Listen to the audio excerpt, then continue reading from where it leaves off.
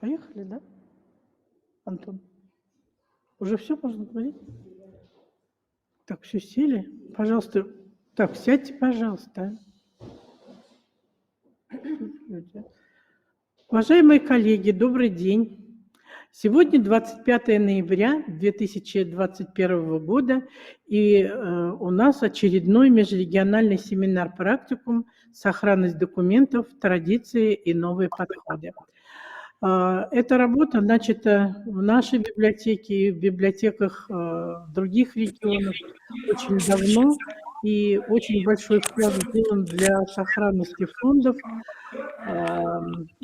И вчера вот мы взяли в руки в программу, я вышла первый день выпуска, тех людей, с которыми мы очень давно работаем. Это Подгорная Наталья Ивановна, Великова Татьяна Дмитриевна, Попихина Елена Анатольевна, Хазова Светлана Сергеевна. Первый раз они приехали в нашу библиотеку, Елена Анатольевна и Светлана Сергеевна в 2003 году. Было сделано обследование условий хранения наших фондов, выработаны рекомендации, благодаря которым во время реконструкции были созданы идеальные условия для хранения, в первую очередь, редких и ценных изданий. Они продолжают оставаться такими же, но, тем не менее, мы ни разу, ни в один год не прервали наши семинары по сохранности фондов.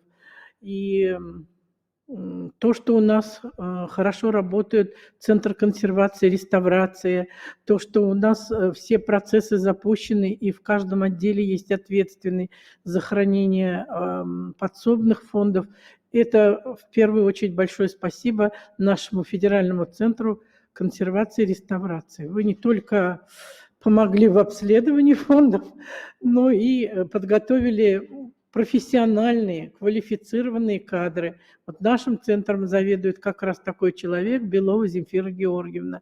Это неравнодушный человек. Она каждый год, пока работали программы, национальные программы сохранения библиотечных фондов, выезжала в Федеральный центр консервации и реставрации и стажировалась по каким-то направлениям. Сейчас она это все передает нашим работникам, а также на наших межрегиональных семинарах, на которых собираются хранители библиотек Приволжского федерального округа, это все передается. И вот сегодня я с удовольствием хочу сказать, что национальная программа сохранения библиотечных фондов дала очень большой толчок для вот этого процесса. Потому что если мы не будем сохранять наши фонды, то нам нечего будет и оцифровывать. Ну вот, и как бы на этих словах я хочу передать первому выступающему на нашем семинаре по теме «Государственная политика в области сохранения библиотечных фондов», выступающие Мамаева Наталья Юрьевна и Подгорная Наталья Ивановна. Здравствуйте, коллеги. Меня слышно? Очень хорошо слышно. Замечательно. Тогда, сейчас, секунду. Презентация.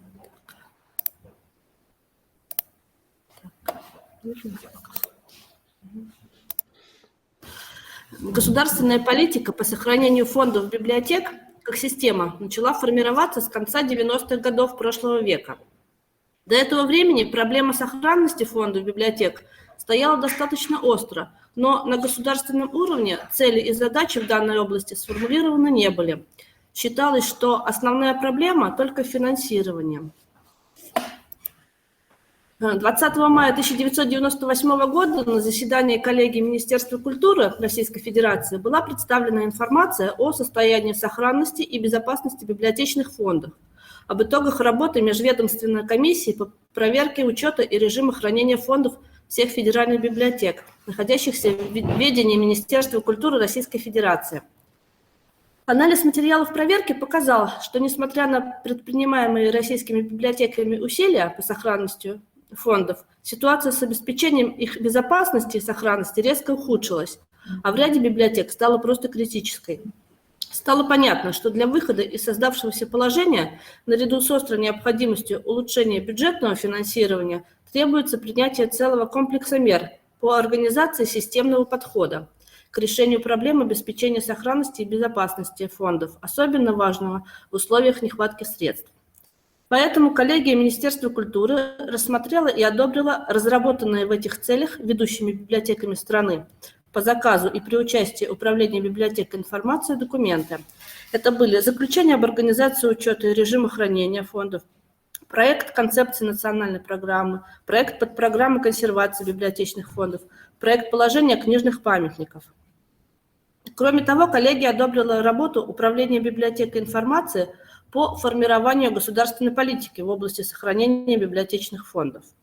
В целях дальнейшей реализации этой политики, а также с целью повышения эффективности работ по обеспечению сохранности и доступности библиотечных фондов было решено признать направление деятельности по сохранению библиотечных фондов как части культурного наследия и информационного ресурса страны одним из основных приоритетов государственной культурной политики.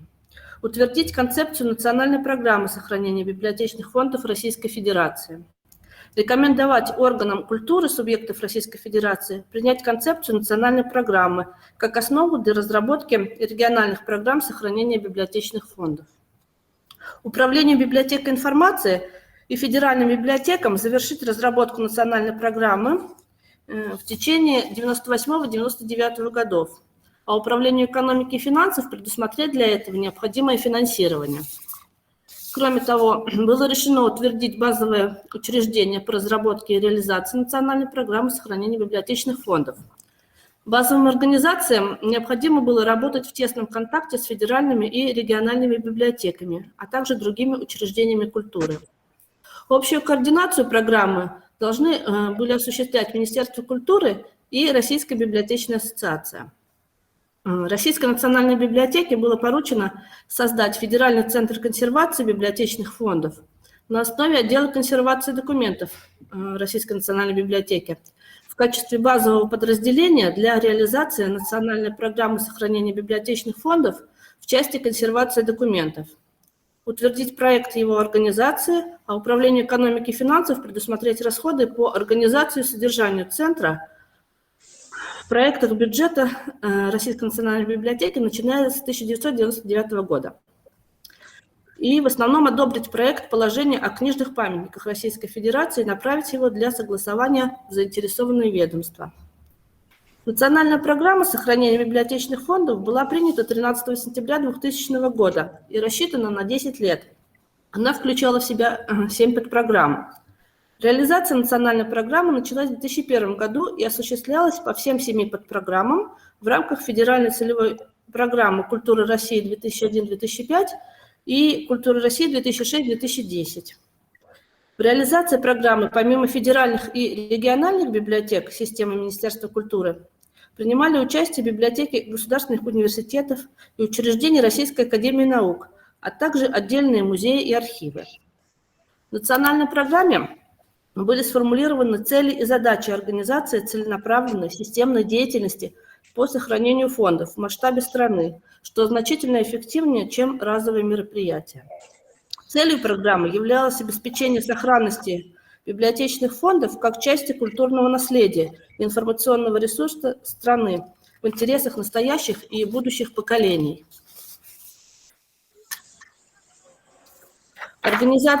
Организация системной деятельности по сохранению библиотечных фондов, обеспечивающая модернизацию сферы сохранения документов, создание нового профессионального сообщества, развитие и внедрение новых технологий и оптимизацию расходов на сохранение документов стала основной задачей национальной программы.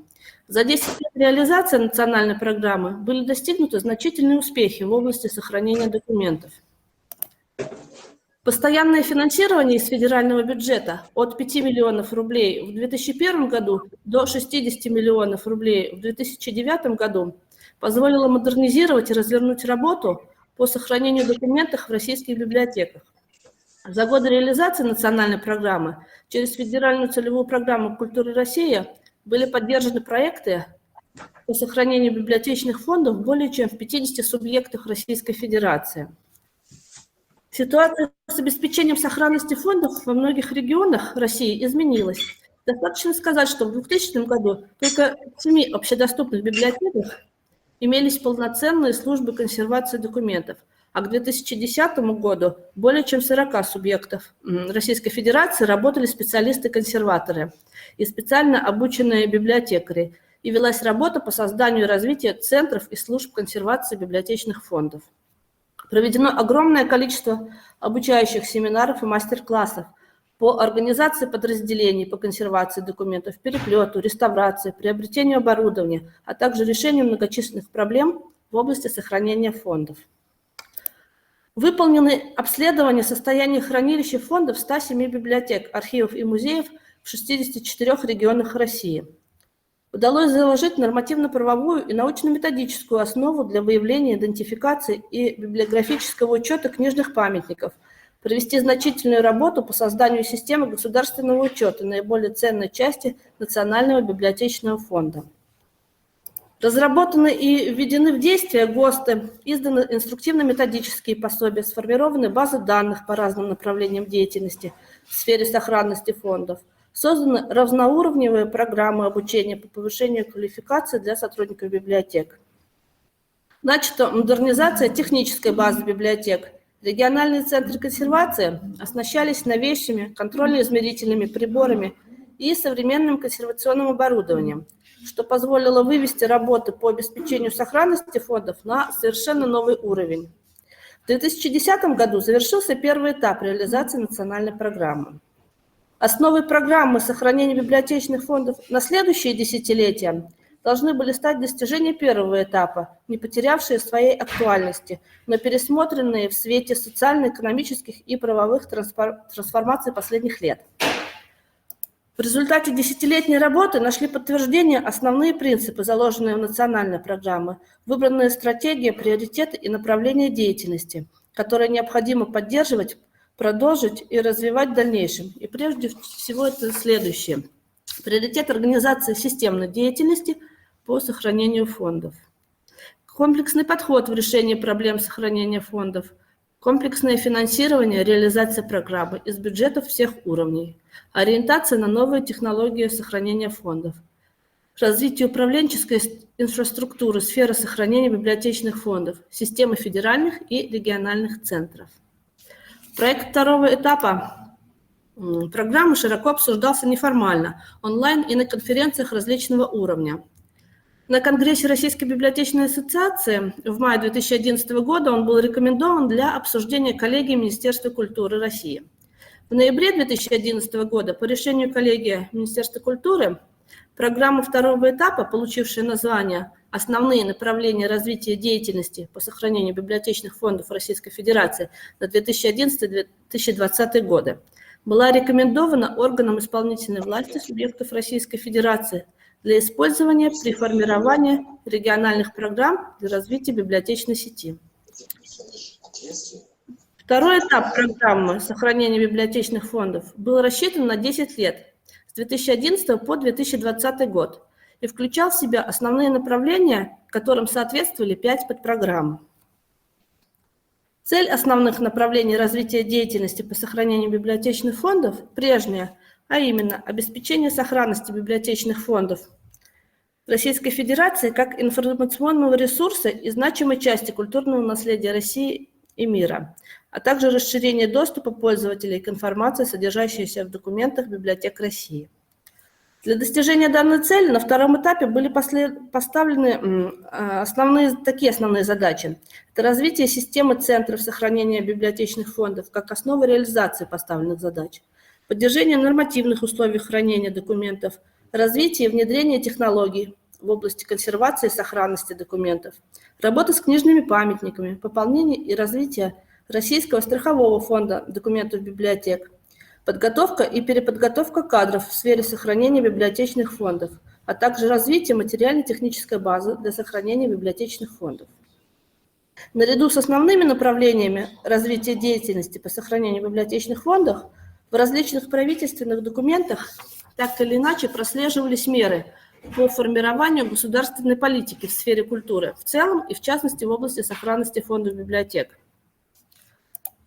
В стратегии государственной культурной политики на период до 2030 года, утвержденной распоряжением правительства Российской Федерации от 29 февраля 2016 года, говорится, что для осуществления максимально быстрого и полного доступа к информации, а также для сохранения национального культурного наследия, находящегося в библиотеках, создана Национальная электронная библиотека. К ней подключены более 100 региональных библиотек, а также ресурсы архивов и музеев. Одной из основных целей государственной культурной политики является сохранение исторического и культурного наследия и его использование для воспитания и образования. Приоритетным направлением данной стратегии является сохранение культурного наследия и создание условий для развития культуры. В плане мероприятий по реализации в 2016-2018 годах стратегии государственной культурной политики на период до 2030 года, утвержденным распоряжением правительства от 1 декабря 2016 года, включено мероприятие под названием «Обеспечение сохранности фондов подведомственных Минкультуры России библиотек с помощью новейших технологий», где индикатором контроля исполнения мероприятия служило количество единиц хранения, для которых провели работы по микрофильмированию, консервации и реставрации. Кроме того, в России действуют государственные и федеральные целевые программы и проекты, направленные на обеспечение всех видов культурной деятельности. В указе президента Российской Федерации от 7 мая 2018 года о национальных целях и стратегических задачах развития Российской Федерации на период до 2024 года в пункте 12 сказано, что обратить внимание на необходимость развития муниципальных библиотек, подготовки кадров для организации культуры. В рамках реализации данного указа президента был разработан национальный проект «Культура». Его реализация началась с 1 января 2019 года. Основная идея национального проекта «Культура» – это обеспечить максимальную доступность к культурным благам, что позволит гражданам как воспринимать культурные ценности, так и участвовать в их создании. Национальный проект «Культура» включает 3 масштабных федеральных проекта. Это культурная среда, творческие люди и цифровая культура. В результате реализации национального проекта к 2024 году планируется увеличение на 15% числа посещений организаций культуры, увеличение числа обращений к цифровым ресурсам в сфере культуры в 5 раз. Задачами национального проекта являются создать культурно-досуговые организации клубного типа на территориях сельских поселений, обеспечить развитие муниципальных библиотек, подготовить кадры для отрасли культуры, а также обеспечить ускоренное внедрение цифровых технологий в экономике и социальной сфере. Федеральный проект «Культурная среда» предусматривает создание к 2024 году нарастающим итогом 660 модельных муниципальных библиотек. Модельная библиотека представляет собой современное информационно-культурное учреждение, выполняющее информационную, образовательную, культурную и просветительскую функции. Она является платформой для эффективного и качественного обслуживания населения. Согласно модельному стандарту, это будут интеллектуальные центры, оснащенные скоростным интернетом, доступом к современным отечественным информационным ресурсам научного и художественного содержания, к оцифрованным ресурсам периодической печати. Стандарт предусматривает создание точек доступа к НЭБу и электронной библиотеки диссертаций, комплектование мультимедийными ресурсами, а также организацию современного комфортного библиотечного пространства. В составе библиотечных фондов будут предусмотрены носители информации, изготовленные в форматах, доступных для инвалидов по зрению. Федеральный проект «Творческие люди» поставил задачу подготовить кадры для отрасли культуры. В результате до 2024 года планируется повысить квалификацию 200 тысяч человек, то есть примерно 25% от общего количества работников культуры. Успешная реализация такой масштабной задачи возможна лишь с внедрением в практику работы обучающего процесса на основе дистанционных технологий. Одной из задач федерального проекта «Цифровая среда» является широкое внедрение цифровых технологий в культурное пространство страны.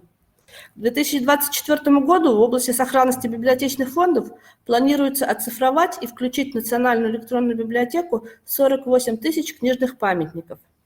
Всего на исполнение национального проекта «Культура» из бюджета в 2019 по 2024 годы планируется потратить 113,5 миллиардов рублей. При этом наибольшее финансирование предусмотрено для реализации федерального проекта «Культурная среда». Национальный проект «Культура», а именно его составной части федеральные проекты «Культурная среда» и «Творческие люди» показали необходимость дальнейшего развития и совершенствования системы дополнительного профессионального образования.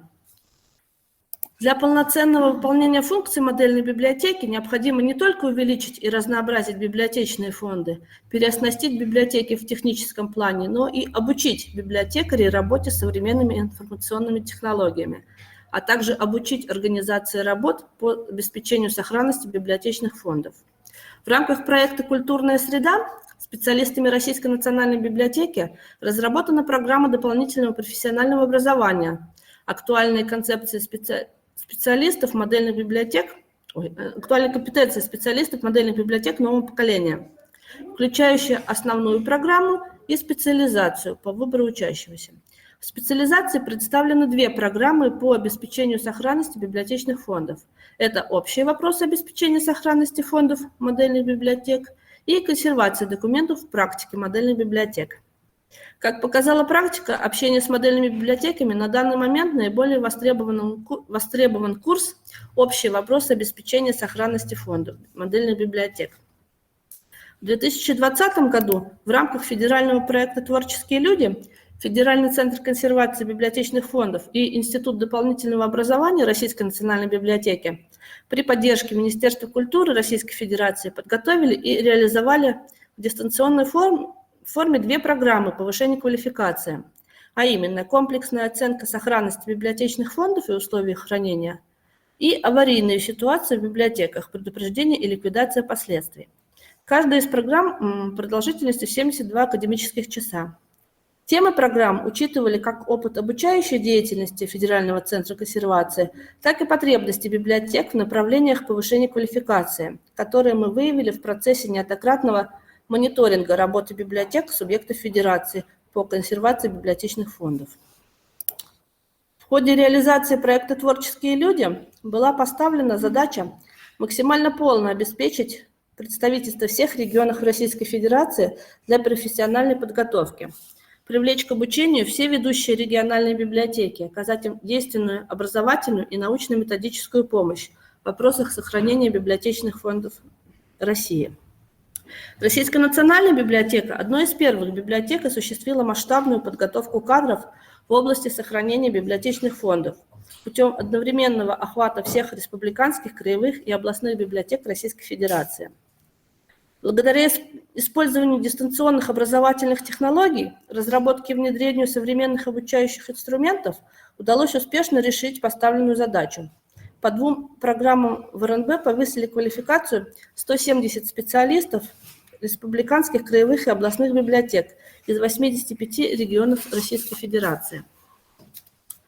В настоящее время специалистами Федерального центра консервации библиотечных фондов РНБ и Регионального центра консервации документов научной библиотеки Томского государственного университета в рамках федерального проекта содействия занятости, национального проекта «Демография», реализуется сетевая программа дополнительного профессионального образования под названием «Основы реставрации книг и листовых материалов», рассчитанная на 144 академических часа.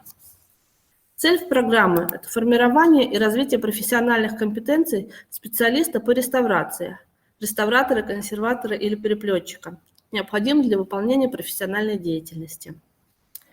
В 2020 году закончился второй этап программы сохранения библиотечных фондов.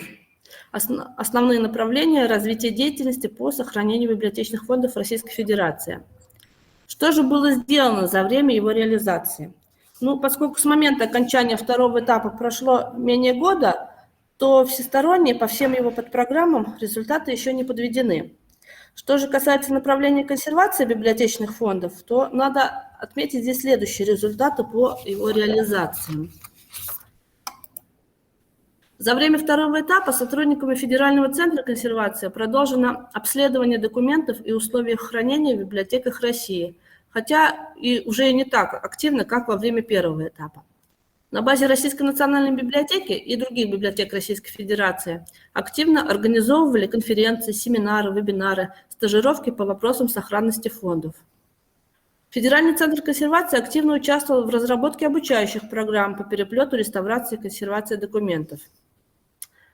При реализации программ использовались интерактивные формы, которые позволяли не только быстро и доступно передать обучающимся теоретические и практические знания, но и дать им возможность обменяться опытом, практиками решения проблем по консервации и реставрации.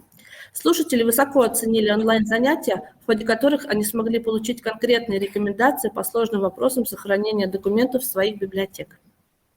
Работа сотрудников ФЦКБФ по обучению включает в себя не только стажировки, семинары, мастер-классы, курсы повышения квалификации. Разработанные и опубликованные методические пособия дают возможность хранителям фондов, библиотекарям заниматься самообразованием. Так, за последние 3 года в Федеральном центре консервации вышли 3 сборника. Следует отметить, что во всероссийском конкурсе «Лучшая профессиональная книга-2020», проводимом РБА, в номинации «В помощь профессионалу» наш сборник занял 3-е место. Кроме того, сотрудниками Федерального центра был снят учебный фильм «Комплексная оценка сохранности библиотечных фондов и условий их хранения», с которым можно ознакомиться на официальном YouTube-канале Российской национальной библиотеки. Следующим этапом программы сохранения библиотечных фондов стало утвержденное распоряжение правительства Российской Федерации от 13 марта 2021 года «Стратегия развития библиотечного дела в Российской Федерации на период до 2030 года», которая направлена на комплексное развитие библиотечного дела, модернизацию библиотечной системы страны, сохранение и пополнение библиотечных фондов, расширение свободного и равного доступа граждан к информации, совершенствование подготовки библиотечных кадров, а также внедрение информационных технологий, научного и методического обеспечения деятельности библиотек. Стратегия определяет цели, задачи, стратегические приоритеты, основные механизмы и показатели модернизации библиотек Российской Федерации как неотъемлемой части информационного общества, информационного пространства, знаний и системы национальной безопасности. Целью стратегии является создание условий для устойчивого развития библиотечной сети страны, обеспечивающих реализацию конституционных прав граждан на свободный доступ к информации, их приобщение к ценностям российской и мировой культуры, практическим фундаментальным знаниям, а также на творческую самореализацию. Для достижения цели необходимо решить следующие задачи.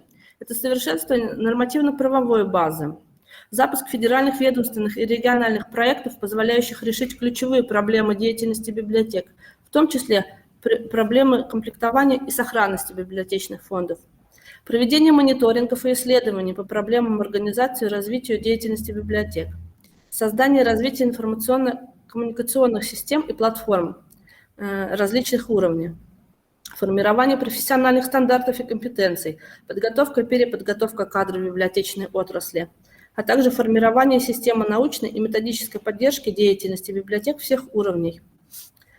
Реализация стратегии по направлению развития и сохранения библиотечного фонда России предусматривает развитие и сохранение библиотечных фондов при обеспечении целевой государственной поддержки комплектования фондов библиотек России, координацию деятельности библиотек всех типов и ведомственной принадлежности по изучению, сохранению, формированию и продвижению совокупного библиотечного фонда России, развитие национальной электронной библиотеки, реализацию ведомственного проекта по обеспечению сохранности библиотечных фондов. Механизмами решения основных задач стратегии, в частности развития и сохранения библиотечного фонда России, являются формирование общероссийской системы координационных центров по работе с фондами библиотек различной ведомственной принадлежности, формирование сети региональных центров консервации и реставрации, их материальное и ресурсное обеспечение, усиление федеральной поддержки региональных центров по работе с книжными памятниками, разработку услуг, позволяющих снизить общеотраслевые затраты на формирование страхового фонда документов, являющихся национальным достоянием, обеспечение его безопасности и сохранности. Реализация стратегии осуществляется в два этапа. Первый этап с 2021 по 2024 год, второй этап с 2025 по 2030 год. На каждом этапе формируется план реализации стратегии. На первом этапе реализации стратегии обеспечивается исполнение федеральных проектов «Культурная среда» и «Цифровая культура» национального проекта «Культура». Для решения стратегических задач на этом этапе будут реализованы мероприятия по следующим направлениям. Это совершенствование нормативно-правовой базы отрасли, разработка и запуск ведомственных проектов по ключевым направлениям деятельности библиотек, формирование системы профессиональных стандартов и компетенций, подготовки и переподготовки кадров библиотечной отрасли, проведение мониторингов и исследований по проблемам организации и развития деятельности библиотек, в том числе по проблеме сохранности библиотечных фондов. На втором этапе реализации настоящей стратегии обеспечивается исполнение федеральных проектов «Культурная среда» и «Цифровая культура» национального проекта «Культура», а также мероприятия государственной программы Российской Федерации развития культуры, ведомственных и региональных проектов. Координацию реализации стратегии осуществляет Министерство культуры Российской Федерации. Спасибо за внимание.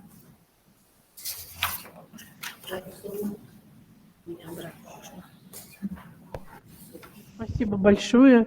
Вы как бы сделали такой исторический ракурс, напомнили нам те моменты, те этапы, которые мы проходили. Но вот как-то мы хотели больше услышать о третьем этапе национальной программы сохранности библиотечных фондов. Вот у нас тут, пока мы сидели, и маленькое обсуждение было, у коллег тоже есть вопросы по этому поводу. Да, пожалуйста. Подождите, да. И, к сожалению, вот мы еще... Нас не слышно, да? Слышно. И, к сожалению, вот мы не знали об этом учебном фильме, и очень рады, что вы озвучили это. Мы сегодня же посмотрим его. До нас как-то информация не дошла. Пожалуйста. По поводу третьего этапа национальной программы сохранности библиотечных фондов. На каком этапе, что там планируется, какие-то новые направления, может быть, будут, хотя какие тут могут быть новые направления?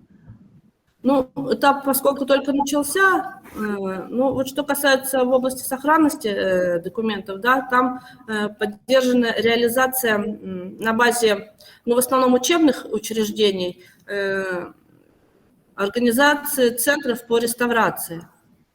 Вот это такое вот большое направление. Да. На базе учебных заведений, то есть вы имеете в виду высшие учебные заведения? Да, да. Но, к сожалению, у них вот нет такого оборудования, чтобы быть центрами. Мы, например, в нашей библиотеке очень долго собирали даже то, что есть, и причем благодаря национальной программе по сохранности библиотечных фондов. Ну, я думаю, там какое-то финансирование тоже на это рассчитано. Понятно, что федеральный центр по реставрации просто так на пустом месте не организуется, поэтому наверняка есть поддержка. Поскольку мы уже являемся федеральным центром, то нам как бы организация центра по реставрации не грозит. У нас есть реставраторы, поэтому как бы я знаю, что ну вот из того, что я видела, списки там достаточно большие по тому, где организуются эти региональные центры. Много учебных заведений. А те направления, которые были в первом и втором этапе, они сохраняются? И какова роль ФЦКБФ в этой программе? К сожалению, вот такого четкого структурирования, как было на первом этапе национальной программы и на втором этапе, такого в стратегии третьего этапа не прописано. Там уже все по-другому происходит. К сожалению, да, четко не прописана роль ни федерального центра, нету подпрограмм, которые бы четко показывали, какая организация за какое направление отвечает. Ну, такого как бы нету. Ну, мы услышали, что, во-первых, в области сохранности это электронные копии, электронные библиотеки, Да, плюс еще процессировка. повышение квалификации, это подготовка специалистов. Мы вообще очень рады, что повышение квалификации как раз входит и вот эти вот две программы, которые были, потому что люди меняются, даже то, что было известно всем, такие самые простые вещи, иногда в каких-то библиотеках просто не остается тех специалистов, которые это все знали. Поэтому вот эта программа общая была востребована. Но нас, конечно, больше всего волнуют печатные книги, их сохранность и что будет для этого сделано. Вот поэтому мы задавали такие вопросы. Спасибо большое. Да, но на самом деле вот последние годы мы большое внимание уделяем именно подготовке, разработке программ для подготовки кадров. И, соответственно, мы читаем эти программы. У нас совместно на базе как ФЦКБФ, так и Института дополнительного образования нашей библиотеки, в общем, проходит реализация обучающих программ, в том числе и по сохранности фондов. А у других регионов, может быть, тоже есть вопросы? Вопросов нет? Мы знаем, что Мордовия, Татарстан к нам подключены, Мариэл. Но если вопросов нет, давайте по ходу в чате, может быть, будут какие-то вопросы. И следующее выступление, это как раз вот и наших коллег из Мордовии, Фокина Мария Владимировна, заведующая сектором сохранности и консервации библиотечных фондов по продвижению сохранения документов в цифровой среде и, ну, из опыта работы Мордовской национальной библиотеки. Добрый день, коллеги. Меня слышно? Очень хорошо слышно. Ага. Вас приветствует Мордовия. Так, секундочку, сейчас я запущу демонстрацию экрана.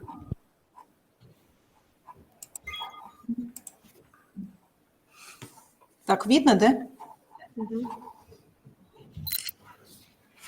Сегодня нам хотелось бы поделиться нашим опытом по продвижению сохранения документов в цифровой среде. Национальная библиотека имени Александра Сергеевича Пушкина Республики Мордовия – одна из старейших библиотек нашего региона. А в нашей библиотеке отсутствует центр консервации и реставрации, но есть специализированный сектор сохранности и консервации библиотечных фондов.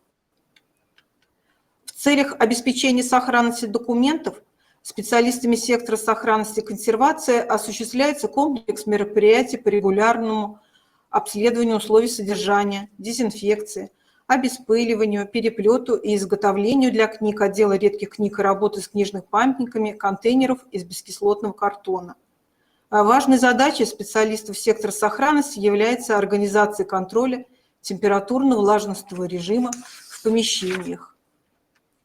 Помимо основных работ по обеспечению физической сохранности фондов нашей библиотеки, большое значение имеет методическая работа с муниципальными библиотеками республики. Мы подготавливали памятки раздатки, выезжали в районы, проводили занятия в школе профессионального мастерства для библиотекарей. Жизнь не стоит на месте, и мы вышли, как и многие коллеги, в социальные сети. Наш сектор не стал заводить собственную группу, мы стали вести рубрику «Сохранность и консервация» и «Дела переплетные» в группе методистов Мордовии, ВКонтакте, в Одноклассниках. Хотелось бы сразу ответить на вопрос, почему именно в группе методистов. Нам хотелось по максимуму охватить библиотечное сообщество республики, а именно в этой группе оно сконцентрировано. Наши библиотекари знают, что именно в этой группе они всегда могут задать вопрос по работе и получить быстрый и качественный ответ, и по сохранности в том числе. Прошлый год особенным получился для всех нас. В сложившихся условиях сотрудниками сектора сохранности и консервации было создано 3 видеоролика. Это «Как хранить книги дома», «Переплет газет», «Обеспыливание фондов», которые доступны в социальных сетях и на сайте нашей библиотеки в рубрике «Профессионал». А сейчас хотелось бы рассказать об еще одном направлении работы нашей библиотеки, способствующем продлению жизни редких и ценных изданий Это оцифровка и предоставление документов в электронном виде на сайте нашей библиотеки. У нас в библиотеке на базе отдела библиотечно-информационных технологий создан сектор оцифровки, который осуществляет оцифровку книжных изданий и документов. На сайте нашей библиотеки есть собственная электронная библиотека. Сегодня в ней содержится 1655 полнотекстовых электронных документов. Остановлюсь отдельно на двух коллекциях, наиболее значимых для нашей республики. Так, отдельным проектом к 75-летию Победы была оцифрована газета «Красная Мордовия» за 1941-45 годы. Всего 946 номеров. После того, как у нас появилась электронная библиотека, все они были в нее выгружены. Газета освещает страшные события военных лет, работу тыла на полях, заводах, много информации о награждении, присвоении званий героям, а также, несмотря на трагедию войны, здесь освещались культурные события, театральные премьеры, которые были нацелены на поднятие боевого духа и мощи народа. К столетию выхода национальных изданий Мордовии газет «Мокшень правды» и «Эрзень правды» в электронный вид переведена часть изданий газеты «Эрзень коммуна». Так называлась «Эрзень правда» на момент выхода в свет за 35-40-е годы. Это республиканская газета на национальном мордовском эрзи-языке, издающаяся в Мордовии. На странице газеты в те времена широко отражались вопросы сельского хозяйства, политики, экономики республики, ее районов, культурные события, подвиги передовиков, производства и другое. Сами понимаете, каково состояние бумаги было и есть этих изданий, и тем оправданием была их оцифровка. Всего нашим читателям открыт доступ к 24 оцифрованным коллекциям. Среди них, конечно, кроме вышеперечисленных, это книги отдела национальной краеведческой литературы, афиши, издания нашей библиотеки, книги отдела редких книг, а также периодические издания районов Республики Мордовия. Получив читательский электронный билет в нашей библиотеке, каждый читатель получает доступ к электронной библиотеке и ее коллекции. Итак, в заключение могу сказать, что мы в своей практике пытаемся сохранять сами документы, активно пропагандировать среди библиотекарей и не только практику сохранения как в офлайн, так и онлайн режимах, а также путем оцифровки сохраняем интеллектуальное содержание документов, делая его более доступным для наших читателей. Спасибо за внимание. Если есть вопросы, то я с удовольствием на них отвечу. Мария Владимировна, у вас очень большой объем работ. Скажите, пожалуйста, а сколько человек в вашем секторе? В нашем секторе 3 человека. Это заведующие и 2 библиотекаря. То есть между ними разделены обязанности. Мы занимаемся переплетом газет, мелким ремонтом. Также изготовляем контейнеры из бескислотного картона. Занимаемся ведением базы данных, паспортизацией физического состояния. Как раз на базе программы, которая разработана была Федеральным центром консервации. Ну и, соответственно, как я уже говорила, это мониторинг температурно-влажностного режима, методическая работа. Да, очень большой объем работы. Да, объем работы, я думаю, у нас у всех большой. Да, это действительно так, объем работы везде большой, но мне вот такой вопрос еще интересует, Мария Владимировна. Как финансируется вот ваша деятельность в данный конкретный момент, то есть в момент, когда не работают национальные программы по сохранности библиотечных фондов? С этим, конечно же, у нас сложности, я думаю, как и в других библиотеках. Выживаем как можем. Это прежде всего сервисные услуги, и, как правило, за счет них у нас закупается картон, клей, бум-винил. Бескислотный картон у нас сейчас уже буквально заканчивается. Это был еще он закуплен за деньги федеральные. Наверное, как и все, мы ждем 3-й этап и надеемся каким-то образом реализовывать его у себя в библиотеке. Ну, как мы услышали уже, что там не предусмотрена поддержка тех направлений, которые были на первом и Да, втором этапе. я Поэтому, понимаю, но я думаю, все равно каким-то образом они да, планируют помогать. да. Я, конечно, не знаю, мы на центр, наверное, не сможем претендовать, но тем не менее будем пытаться, чтобы писать, возможно, будем участвовать в проектах каких-то, не обязательно через третий этап. Ну да. То есть думаем. Нам дал Так, что-то не слышно. Так, ничего не слышно. выход.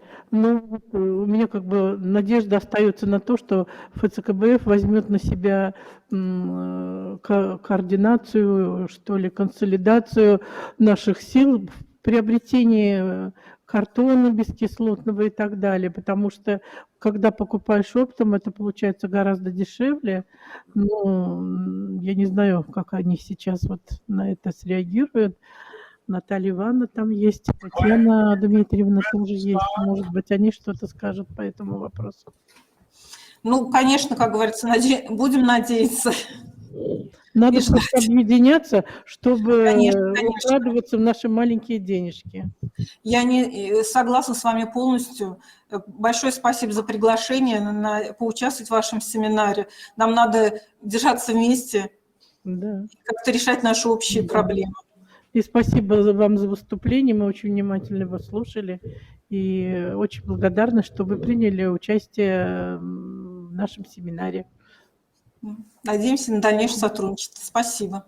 Тогда переходим дальше, да? Вопросов у других регионов нет? Нет, значит, идем дальше. Дальше выступление наших коллег из Мариэл по поводу сохранности фондов Национальной библиотеки имени Чевайна. Ванюшкина Наталья Алексеевна и Севрюгина Ольга Александровна, тоже наши коллеги, с которыми мы давно уже работаем и с которыми творческие связи у нас сложились издалека.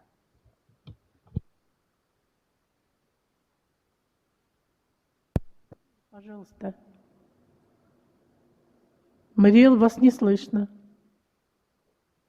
Так, может быть, мы тогда пропустим их, и там вопросы как-то решатся с изображением и звуком, и тогда мы слово предоставляем Беловой Земфире Георгиевне. Это наш руководитель Центра консервации и реставрации.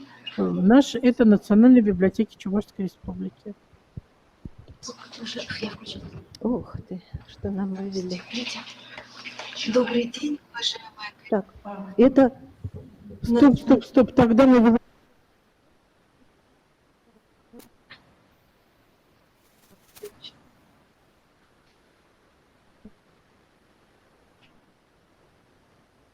Галина Владимировна, Национальную библиотеку имени Чевайна не слышно? Слышно. Национальная библиотека имени Чевайна на связи. Слышно нас? Слышно, очень хорошо слышно. А вы, наверное, нас не слышите просто. Добрый день, уважаемые коллеги. Национальная библиотека имени Чевайна приветствует вас. Очень рады мы вас видеть.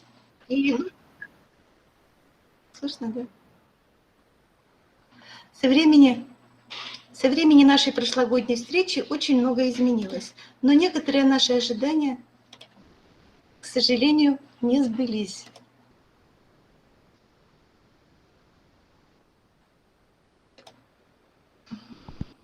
Наталья Алексеевна, вас не слышно сейчас.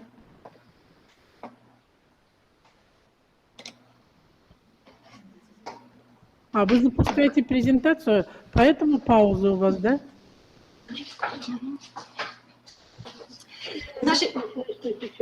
Наша библиотека имени Чевайна, продолжает работать в условиях продолжающейся реконструкции. Да. Угу. По-прежнему закрыт один из корпусов библиотеки, средний корпус, где располагался фонд. Вот. Реконструкция наша затянулась, выявились проблемы с гидроизоляцией здания. Сейчас они устраняются, но пока переехать на места пребывания и переместить фонд из мест временного хранения мы пока не можем. Фонд Национальной библиотеки имени Чавайна увеличился, насчитывает уже 1225 тысяч единиц хранения, и по мере того, как мы его изучаем, все больше убеждаемся в его уникальности. Обусловлено это его краеведческой составляющей. Количество книг краеведческого характера приближается к 60 тысяч единиц. Большой ценностью являются дореволюционные издания о крае, первые издания на марийском языке, фонд редких краеведческих книг 20-40-х годов прошлого века. В составе фонда также книжные памятники, обязательные экземпляры документов Республики Мари-Эл, и особое место занимает собрание периодических изданий республиканских, городских, районных, ведомственных газет и журналов. Всего в связи с ремонтом в другие помещения библиотеки было перевезено более 500 000 единиц хранения. Размещение фонда в приспособленных и не очень приспособленных помещениях требует особо пристального внимания к состоянию фонда. Поэтому осуществляется строгий контроль, мониторинг влажности и температуры, поддерживается санитарно-гигиенический режим, обеспечиваются меры инженерно-технической защиты, работа охранной и пожарной сигнализации. Но в силу перемещений фонда сектор гигиены и реставрации, который работает у нас при отделе хранения основного фонда, также перевезен в другое помещение. Ну, будем считать, что это все-таки временная ситуация. Нам сейчас пришлось сосредоточиться на тех процессах работы с фондом, которые возможны в стесненных условиях. В числе перемещенного фонда оказался и фонд периодических изданий, в том числе собрание газет. В фонде газетном собираются газеты универсальной тематики, независимо от их вида, содержания, читательского назначения, полиграфического исполнения.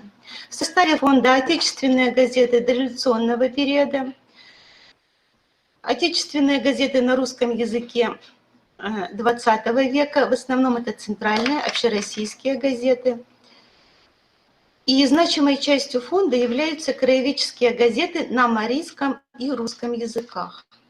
Основные газеты у нас, главная газета на марийском языке, это то, что сейчас мы называем газета Мари-Эл. В течение более чем 100-летней жизни она меняла свое название. И основная русская газета краеведческая «Марийская правда».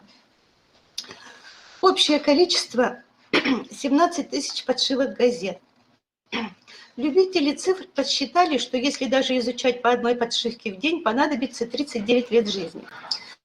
И за пределами этих цифр хранятся также экземпляры местных краеведческих газет рекламно-информационного характера. Последние 3 года. Уязвимость газет как объекта хранения общеизвестна. Комплекты газет, особенно за 1920-30-е годы, сложились с многочисленными лакунами, газеты в них в большей степени износа и различными повреждениями. Одно из направлений работы – перевод в цифровую форму редких краеведческих газет с целью сохранения бумажных экземпляров. В числе приоритетов главная республиканская газета на марийском языке «Мари-Эл» и главная республиканская газета на русском языке «Марийская правда». Работа с ними происходит в нашем регионе по-разному, и вот, видимо, каждый регион имеет свои особенности. Республиканскую газету на марийском языке мы переводим в цифровую форму на оборудовании нашей библиотеки. Для формирования максимально полного комплекта электронных вариантов достигнута договоренность с нашим Марийским научно-исследовательским институтом о предоставлении документов для оцифровки из фонда научной библиотеки института. В этом содружестве уже переведены в цифру комплекты газет с 1918 по 1931 годы. Также достигнута договоренность с редакциями газет от предоставления электронного варианта текущих периодических изданий на марийском языке. Они все доступны на сайте «Материалы для корпуса марийского языка», на сайте нашей библиотеки. По-другому проходят работы с главной русскоязычной газетой Республики «Марийской правды». Наша библиотека оказывает содействие редакции газеты и Марийскому научно-исследовательскому институту, предоставляя для оцифровки архивы нашей газеты. Потому что наша библиотека является в этом смысле уникальной, хранится единственный экземпляр газеты «Марийская правда» за определенные годы. Уже редакцией газеты «Марийская правда» оцифрованы газеты с 1925 года вот, по 70-е годы. Значительная часть архива уже доступна на сайте газеты «Марийская правда», представлена широкому кругу читателей в современном цифровом формате. Вот в этом и есть разница. То есть газета «Марийская правда» выставляет цифровые копии уже на своем сайте. И важной задачей является заполнение коллекционных пробелов, восстановление комплектов газет на марийском языке, выходивших в 20-е годы. Дело в том, что до 1921 года в Краснококшайске и Ишкареле не было своей типографии. Наши республиканские в ту пору областные газеты издавались в городах Вятке и Казани. Но и в регионе ранние краеведческие газеты в принципе не сохранились. Дело в том, что часть газетного фонда уничтожил пожар 1923 года, который случился в нашей библиотеке. Фонд практически весь выгорел. Мы пробовали получить цифровой вариант газеты из федеральных библиотек через систему электронной доставки документов, но, к сожалению, для нас это пока очень дорого, так что вот эта проблема у нас остается пока нерешенной. Состояние газет после оцифровки вызывает необходимость их консервации. Но поскольку бумажный вариант по-прежнему востребован, у нас принято решение газеты заново переплетать и оставлять в обороте. Ну, поскольку для многих наших пользователей газета удобнее в бумажном варианте. Даже и нужно сказать, что поскольку часть работ по оцифровке осуществлялась на оборудовании других организаций и была выведена из читательского оборота, удовлетворить запросы читателей мы могли не всегда. Нам пришлось обратиться к единственному на тот момент доступному ресурсу, страховому фонду, пользовательским копиям старых газет за 20-е годы на микрофильмах. Поэтому для нас и сейчас актуально наличие и аналоговой версии газет. Важно продолжать работу по созданию страхового фонда редких краеведческих газет на микрофильмах. До начала 2021 года основной фонд периодических изданий находился в ведении отдела книгохранения, текущая периодика в ведении отдела обслуживания. В настоящее время, поскольку вот именно часть периодики – это такая востребованная часть фонда библиотеки, создан самостоятельный отдел периодических изданий, в котором сосредоточен весь комплекс работ с этой частью библиотечного фонда, то есть обеспечение сохранности, целостности документов для их использования сегодня и в будущем. Отдел периодических изданий будет размещаться в отреставрированном здании. Сейчас стоит задача возвращения фонда из мест временного хранения. Впереди у нас переезд, размещение фонда в обновленных помещениях. Ну и проблемой, конечно, сейчас у нас является приобретение нового оборудования для размещения фондов, соблюдение всех нормативов хранения и максимальным использованием всего объема помещений. А помещения эти очень удобны для хранения вот в старом здании. Потолки достигают в них 4 метров, в отдельных этажах даже 5 метрах.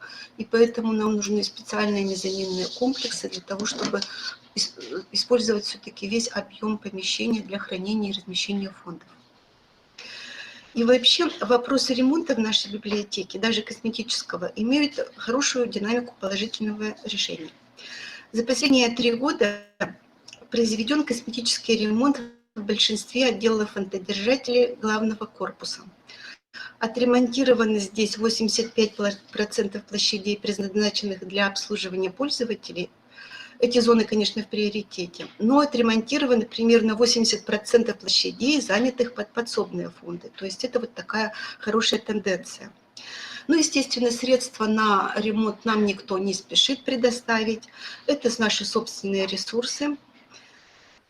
В библиотеке работает научно-учебный центр, который предлагает программы повышения квалификации для библиотечных работников Республики Марий Эл на возмездной основе.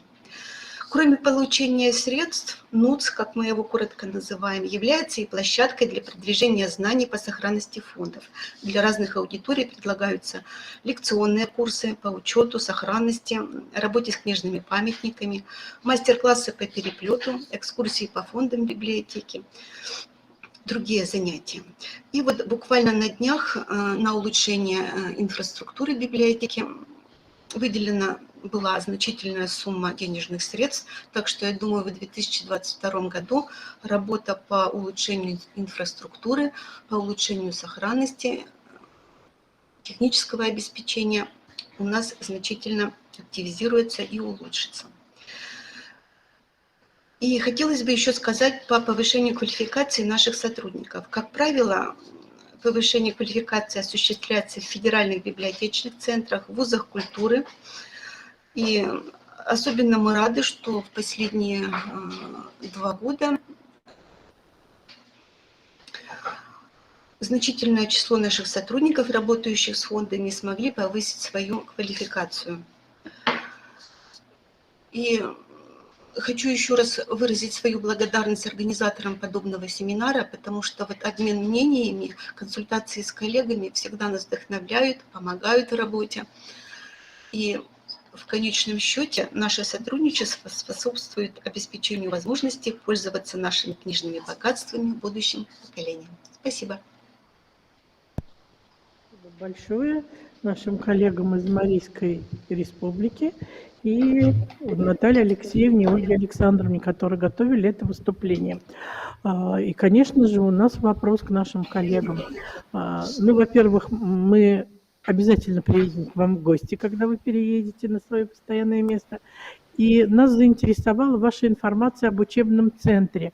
Какая правовая база у этого центра и программы состоят из скольких часов для ваших коллег? Алло, Мариэл нас не слышит? Антон, у нас как со звуком? У нас есть лицензия на проведение образовательной деятельности. Вот. Нам сейчас сказали, что... Мы слышим вас. Мы слышим вас. Хорошо. Библиотека имеет лицензию на проведение образовательной деятельности. Вот, обучающиеся на наших курсах повышения квалификации учатся в течение недели. Да, слушаю вас. В течение недели...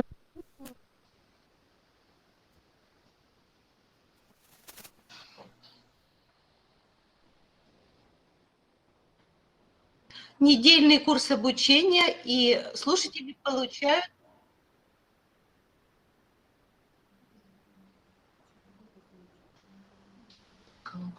Ну, к сожалению, мы вас уже не слышим, уважаемые. 36 часов. Да? Кивните головой. Ничего не слышно. Видимо, что-то со звуком, потому что мы пытаемся вам все объяснить, то, что наши слушатели на курсах учатся в течение недели, то есть это 36 часов обучения и получают документ. Мы поняли. Да. Да. Учебный центр ваш. Да, 36 часов. Понятно. Спасибо большое. Не будем больше вас мучить, потому что технические проблемы немножечко мешают нам услышать вас. Ну, я думаю, что в чате люди могут задать вопросы вам. Если будут вопросы, я могу ответить в чате. Хорошо, поняли вас.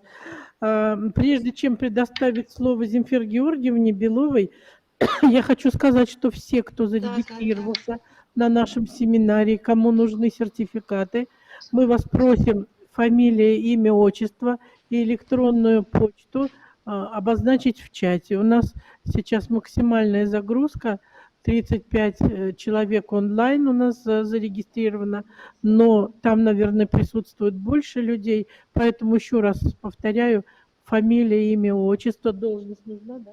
должность не нужна, и электронная почта, кому нужны сертификаты участников данного семинара. Спасибо. Земфира Георгиевна, пожалуйста.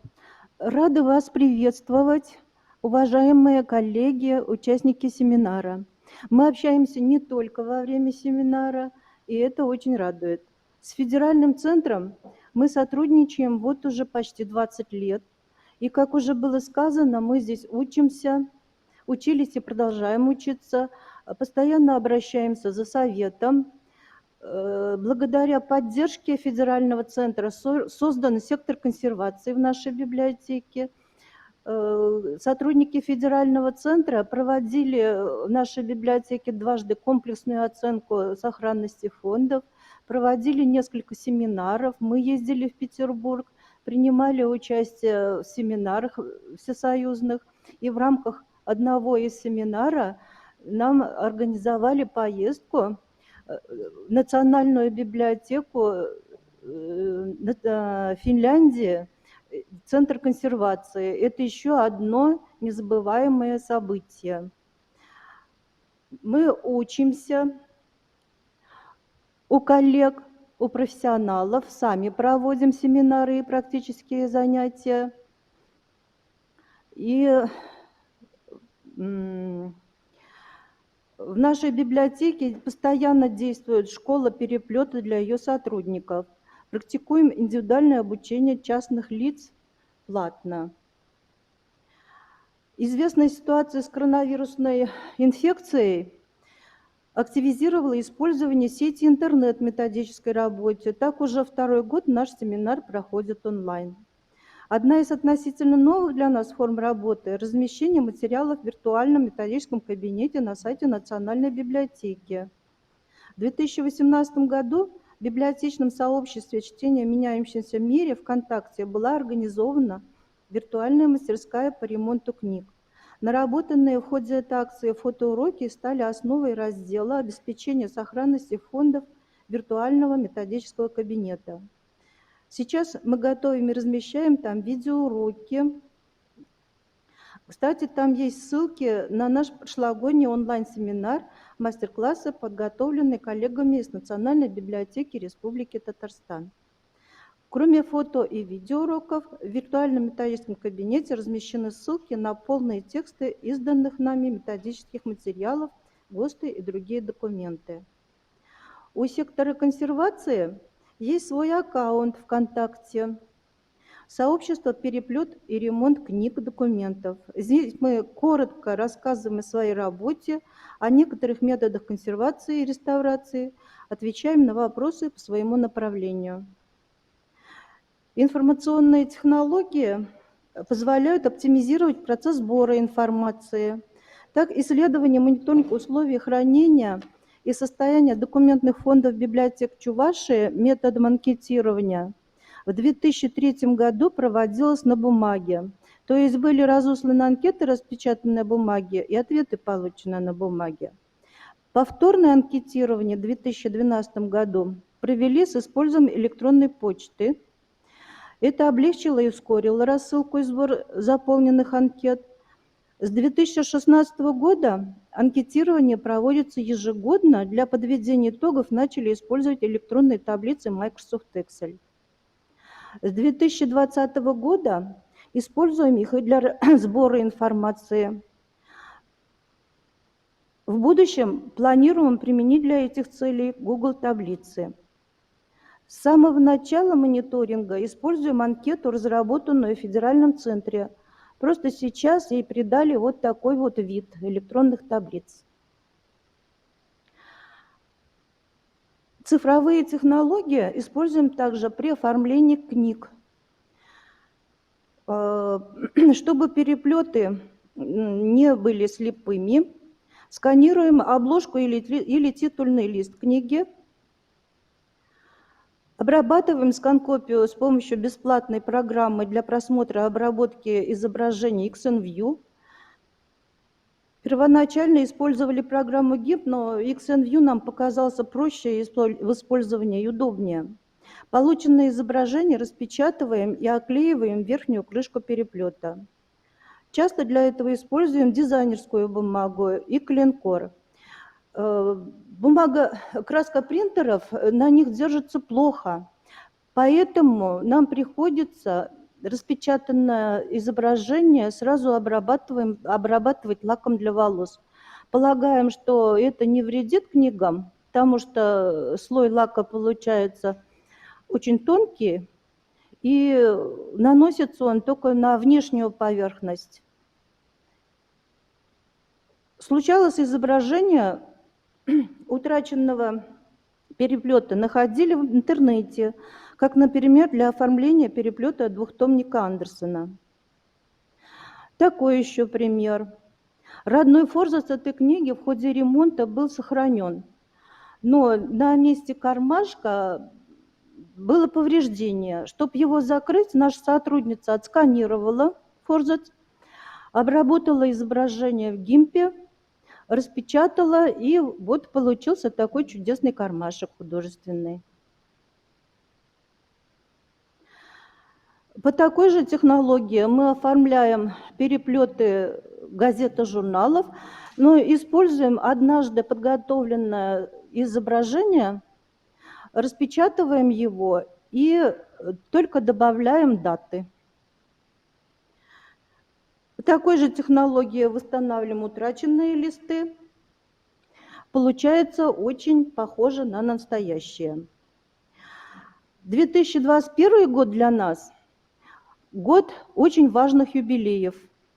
Это юбилей библиотеки, 150 лет нашей библиотеки, и 150 лет новой чувашской письменности. Было очень много крупных мероприятий, в том числе выставки. Мы не остались в стороне.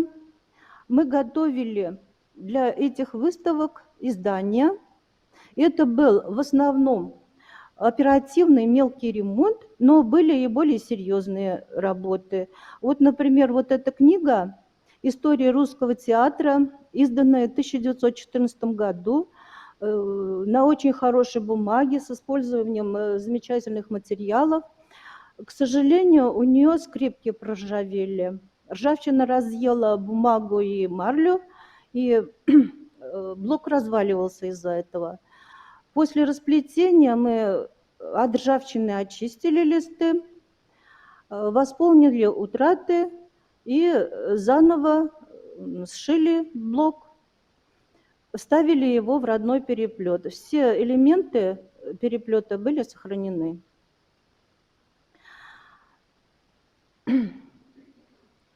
Другая выставка была посвящена 150-летию новой чувашской письменности.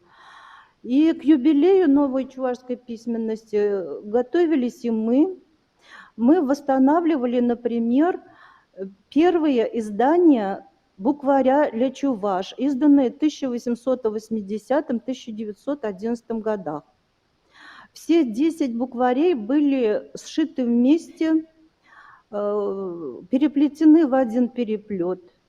И видно, что они выглядят так немножко потрепанно. Мы эти книжки восстановили, разобрали их, разброшировали. После расплетения были очистка сухая и водная, восполнение утрат реставрационной бумагой правдинской, так называемой. Затем заново их сшили. И эти работы, они, конечно, по сложности обычные, но для нас они очень важны как исторические документы. Вот это восстановленные буквари. Один пример, вот до и после. Также было очень крупное мероприятие у нас, посвященное 150-летию новой чувашской письменности. Всечувашская акция С-150. Было очень много творческих площадок. В том числе мы проводили мастер-класс «Чувашская книга своими руками». Участники мастер-класса складывали книжки и украшали их буквами, картинками и словами на чувашском языке. Вот и тут участники с готовыми книжками. В этом году мы, можно сказать, освоили новую технологию ручной отливки бумаги и провели, не побоюсь этого слова, с очень большим успехом мастер-шоу в рамках Библионочи 2021. Участники семинара очень азартно, с большим интересом, весело участвовали во всех процессах по производству бумаги ручным способом, рвали бумагу для того, чтобы приготовить бумажную массу, размешивали бумажную массу, добавляя туда блестки, красители, цветную бумагу, хвою, и черпали эту массу ситами, затем украшали получившийся лист.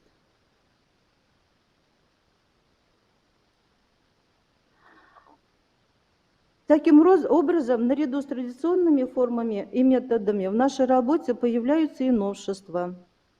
Работа все разнообразнее, хотя львиная доля времени по-прежнему уходит на традиционный ремонт, переплет, изготовление контейнеров, мониторинг условий, выполнение заказов частных лиц.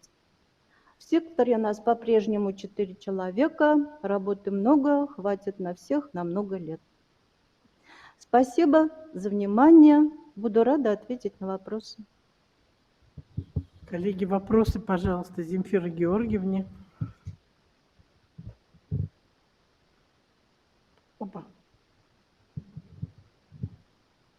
Коллеги, вы слышите нас, да? Покивайте, если звук есть. Мы вас не слышим никого. Может, они ничего не слышали? А выступление Земфиры Георгиевны было слышно? Потому что она так вдохновленно выступала, а вдруг мы думаем, что просто его не было. Георгиевна, большое спасибо за выступление. Все было слышно. Действительно, работы у нас у всех хватает. Да. Ну, если нет вопросов, сейчас можно задать их потом в чате. И сейчас мы переходим к следующему выступлению. Сублимационная сушка документов после аварии. И наши коллеги любимые из ФЦКБФ, которые у нас были, сейчас нам расскажут об этом. Меня видно? Здравствуйте, коллеги. Спасибо. Меня слышно? Очень хорошо слышно. Спасибо. Да, мы были, даже дважды посетили Чебоксары. Рада снова видеть вас. Это так, чем нажимать? Сублимационная сушка документов, пострадавших во время аварии. Авария, сопровождающаяся намоканием документов в архивах и библиотеках, независимо от причин ее возникновения, как правило, неожиданна и приводит к повреждению и утрате документов. Быстрое реагирование может привести ущерб к минимуму. Можно сушить документы вручную, используя различные способы. Современный и более щадящий способ сушки документов – это замораживание с последующей вакуумной сушкой. Именно таким образом можно спасти большой массив документов и привести к снижению повреждений материалов документов механического и биологического характера. В основе сушки лежит метод сублимации возгонки, переход вещества из твердого состояния непосредственно в газообразное, минуя жидкое. Одно из первых сообщений о применении метода сублимационного высушивания привел журнал «Американский архивист». Речь шла о спасении 1000 книг, пострадавших при тушении пожара в августе 1952 года в библиотеке парламента в Оттаве, в Канаде. Сублимационные процессы, как и другие процессы с фазовыми переходами первого рода, удобно представлять с помощью трехфазной диаграммы состояния. Строго определенные значения температуры и давления, при которых вода может одновременно равновесно существовать в виде трех фаз – твердой, жидкой и газообразной, называется тройной точкой воды. Именно при температуре ниже тройной точки по фазовой кривой и происходит процесс сублимации, обозначенной зеленой линией на диаграмме. Скорость сублимации обуславливается прежде всего скоростью разрушения кристаллов при сублимации, а также скоростью переноса массы от поверхности твердой фазы в газовый поток. По мере протекания сублимации изменяются характеристики твердой фазы: толщина, пористость слоя, шероховатость поверхности и, соответственно, интенсивность тепла и масса обмена с газовой фазой. Сублимационные процессы, как и другие процессы с фазовыми переходами первого рода, удобно представлять с помощью диаграммы состояния. Оборудование для проведения процесса сублимации включает системы нагрева и охлаждения, подачи газовых потоков, вакуумное транспортирование твердой фазы и управление процессом. Развитие вакуумной и холодильной техники позволило масштабно использовать в промышленности новые технологии удаления влаги при давлениях ниже давления тройной точки воды.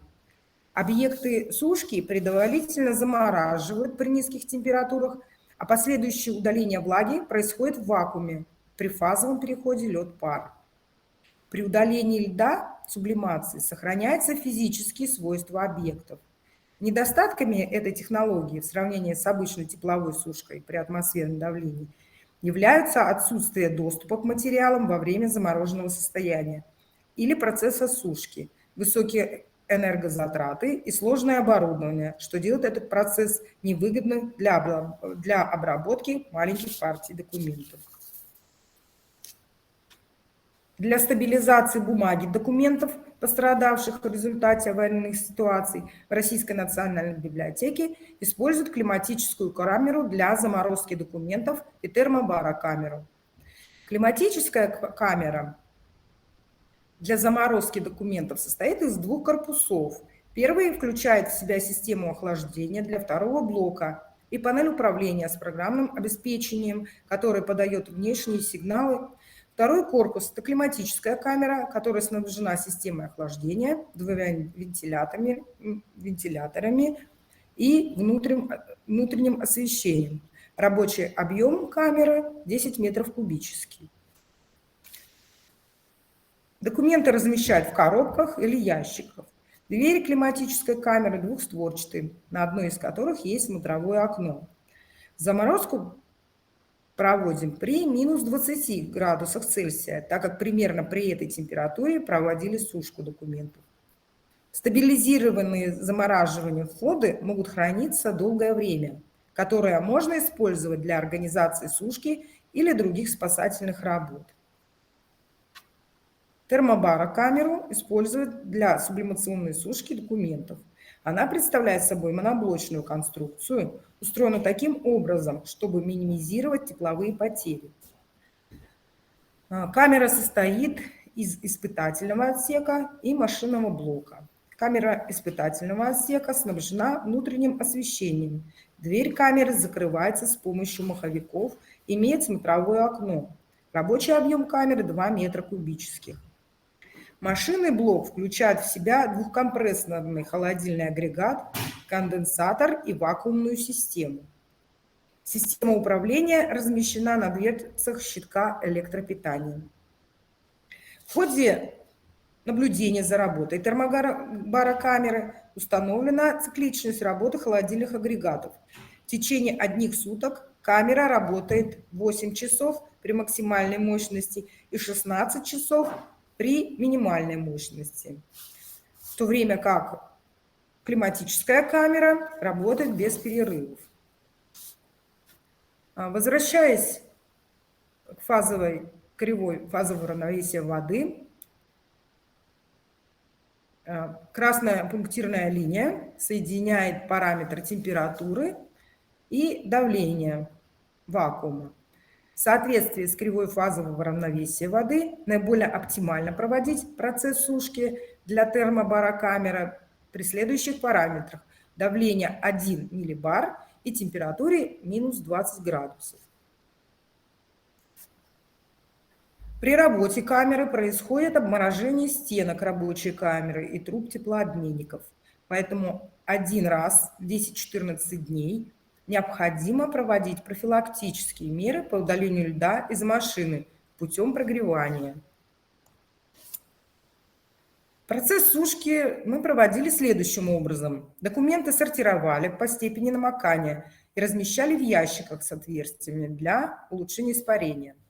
На тележках транспортировали ящики с документами от морозильной камеры к термобарокамере. В камеру загружали ящиками с документами, приспособленными под сушку. 2-3 уровня на некотором расстоянии друг от друга. Нет, термобарокамера. С каким газом? Это просто под давлением.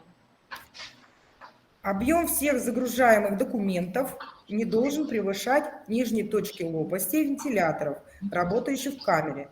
То есть загруженность должна быть не более 50% объема рабочей камеры. Поскольку сушка разных документов требует различное время, периодически их извлекали из камеры, сортировали, и высохшие документы кондиционировали на воздухе в другом помещении для уравновешивания температуры и влажности бумаги документов и наружного воздуха. Остальные документы складывали обратно в ящики и возвращали в термобарокамеру. К ним добавляли новую партию документов для сушки. После кондиционирования документов измеряли абсолютную влажность бумаги, которую определяли с помощью электронного измерителя влажности влагомер МГ4.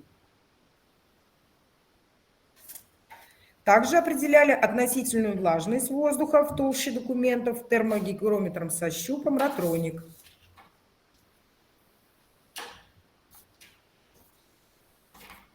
Графически зависимость равновесной влажности бумаги от относительной влажности воздуха выражается экзотермной сорбцией. Согласно изотермной сорбции бумаги можно определить абсолютную влажность. Так, например, при относительной влажности внутри документов 60%, относительная влажность документа составляет 6,5%. При такой влажности можно считать, что документы высохли. Если значения влажности документов после кондиционирования были еще достаточно высокие, то их складывали в ящики и отправляли в морозильную камеру. При следующем открывании термобарокамеры их помещали для дальнейшей сушки. Нами были проведены еще эксперименты с книгами, подлежащими списанию. Их помещали в кювету и заливали водой, имитируя аварийную ситуацию. Замеры влажности до и после намокания проводили вышеописанными способами с помощью электронного измерителя влажности влагомер МГ4 и термогигрометра со щупом Ратроник. Для определения количества поглощенной воды использовали весовой метод по разности массы сухих и мокрых книг. Количество поглощенной воды в среднем составило 54%. Документы намокали с разной интенсивностью и в разной степени поглощали влагу. В порядке эксперимента документы извлекали из камеры, кондиционировали в течение суток. Затем их осматривали и оценивали визуально, а также измеряли абсолютную влажность бумаги документов и относительную влажность воздуха в толще документов. В зависимости от качества бумажной основы, его объема, гигроскопичности материала и степени намокания книги высыхали по-разному. Например, у больших по толщине документов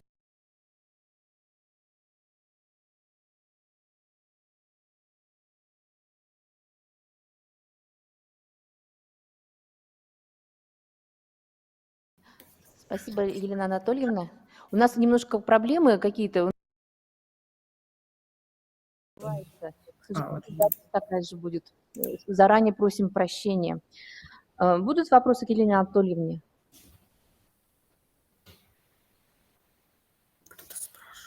Нас вообще слышно?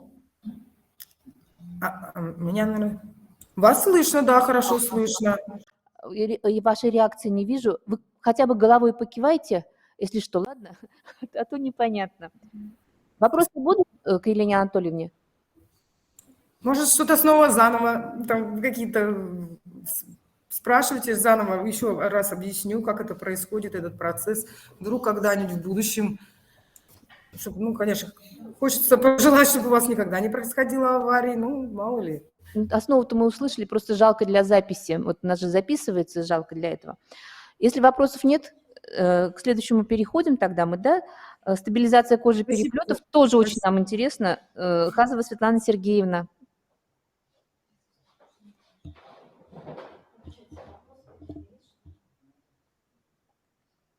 Светочка.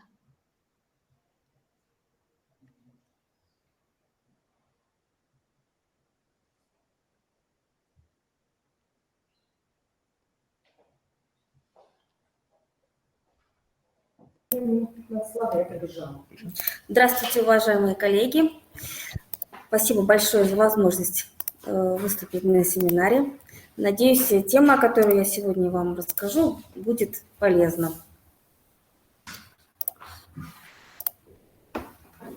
Стабилизация кожи переплетов. Скажите, меня слышно? Или не слышно? Слышно, видно. Все. И видно презентацию, да? Да, видно. Да, все, спасибо большое.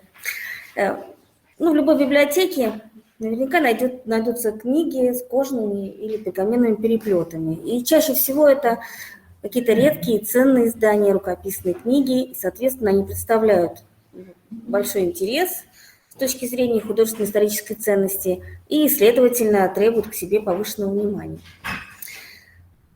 Кожа животного, она не имеет единой структуры. Кожный покров состоит из 3 слоев – эпидермиса, дермы и подкожной жировой ткани. В производстве кожи обычно используется только дерма. Химический состав кожи довольно богатый. Основной состав – это белок коллаген. Он составляет до 90% сухого остатка. В состав также входят липиды, липоиды, ферменты, гормоны, витамины, углеводы, аминокислоты и минеральные соли. В процессе производства также добавляются жирующие вещества, минеральные соли, танин, если это кожа растительного удобрения, и кислоты. Также сама по себе структура кожи предопределяет некоторое содержание воды, которая меняется в зависимости от относительной влажности воздуха.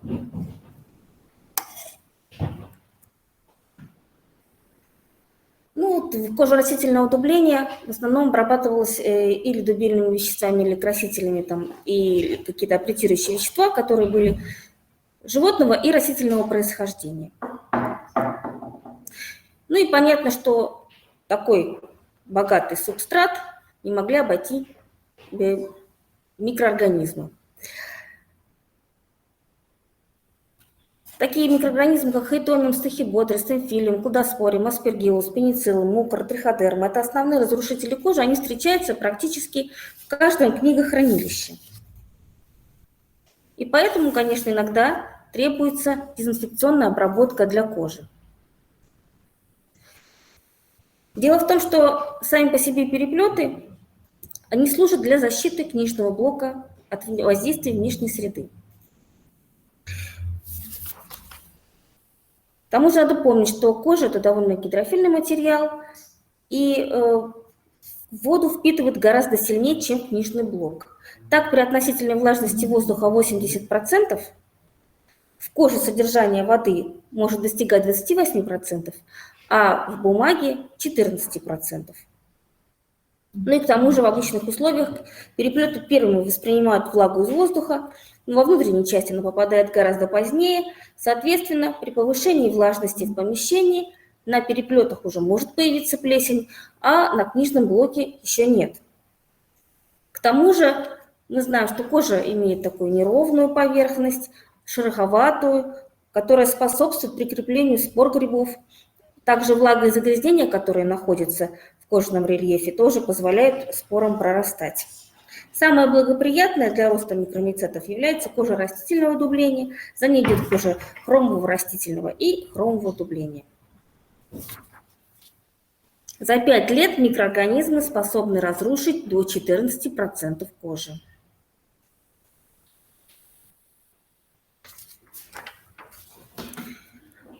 Для обработки библиотечных материалов ГОСТом 750-2002 рекомендованы 2 биоцида. Это производная гуанидина и росимажете. Но данные рекомендации подходят к бумаге и могут совершенно не подходить для кожи. Поиск эффективных биоцидов, которые не изменяют основные свойства кожи, является очень важным для решения проблемы защиты переплетов в процессе хранения и реставрации. Количество современных биоцидов постоянно растет, поэтому в нашей лаборатории мы периодически испытываем какие-то новые биоциды и проводим различные исследования, которые позволяют нам определить рабочую концентрацию биоцида и определить вообще, насколько влияет этот биоцид на саму кожу.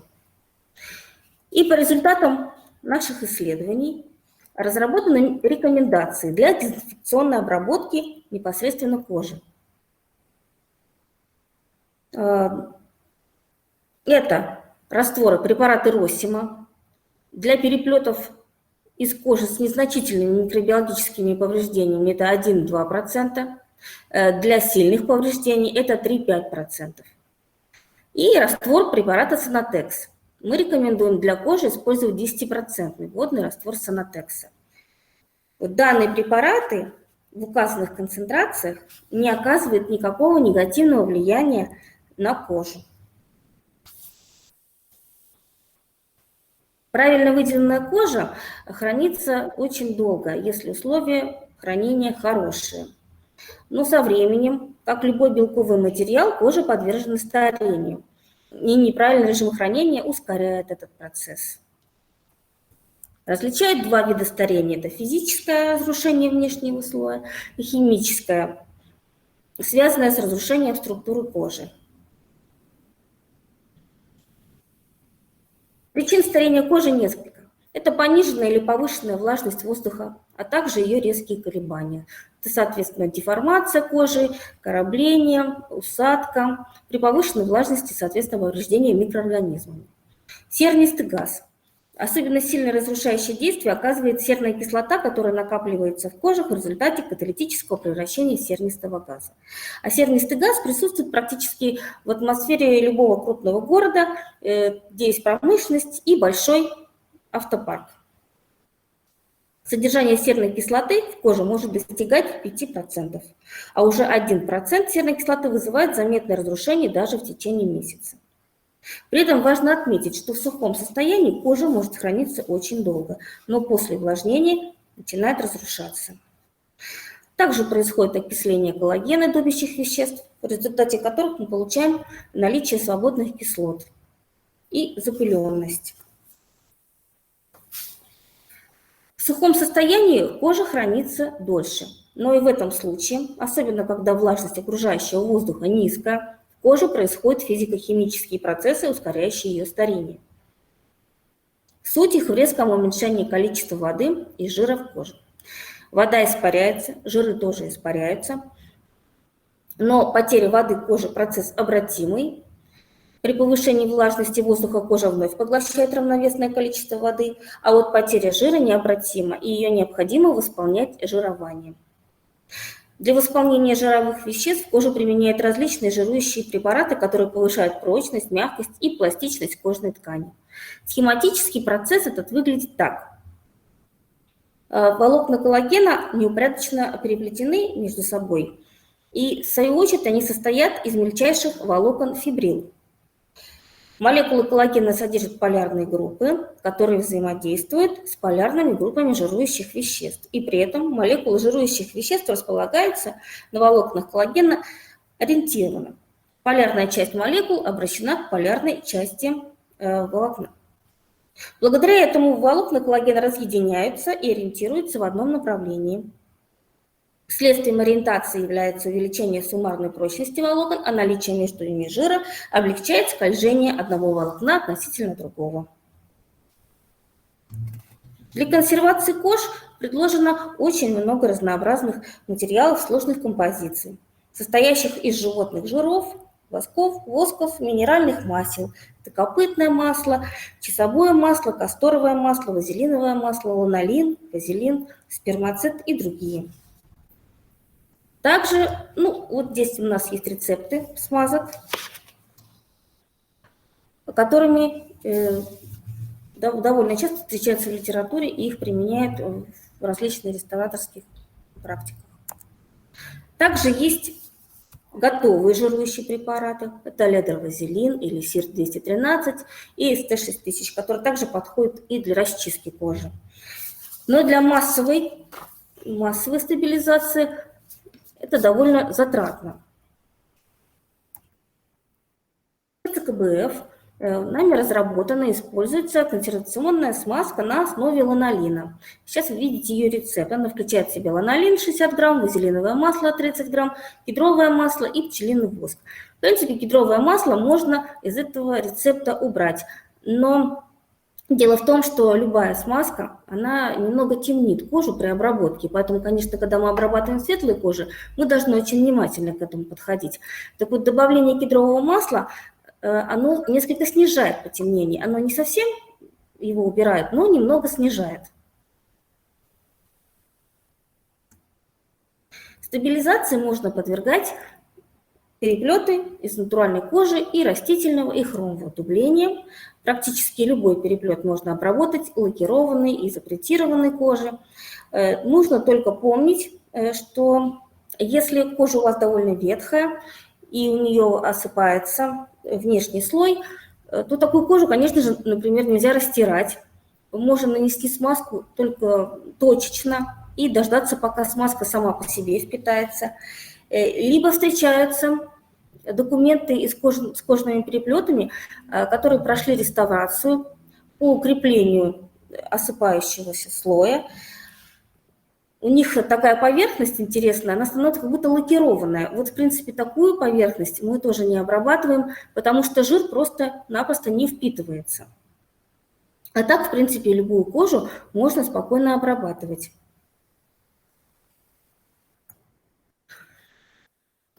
Приготовление консервационной смазки довольно простое. Рецепт я вам уже показывала. Все ингредиенты мы просто смешиваем в одной посуде.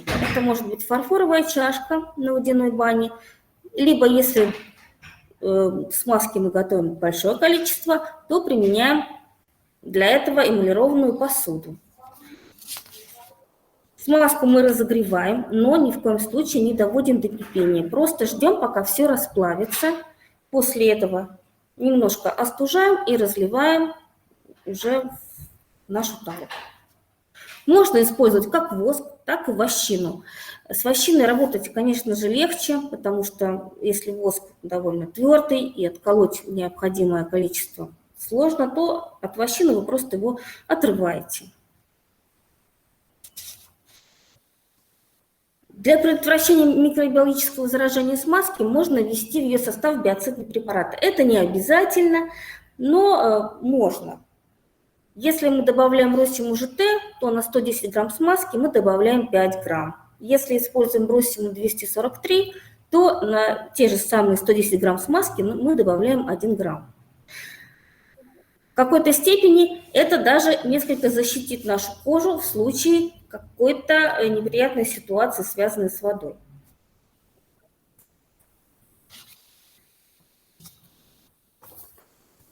Итак, начинаем мы обработку кожи с ее гигиенической чистки. То есть необходимо убрать пылевые загрязнения. Чаще всего мы это делаем, конечно же, туго отжатой тряпкой, смоченной в воде. Но не любую кожу можно обрабатывать водой. Некоторые старые кожи от воды темнеют. Поэтому перед тем, как использовать воду, нам необходимо провести тестирование ватной палочкой на обратной стороне переплета.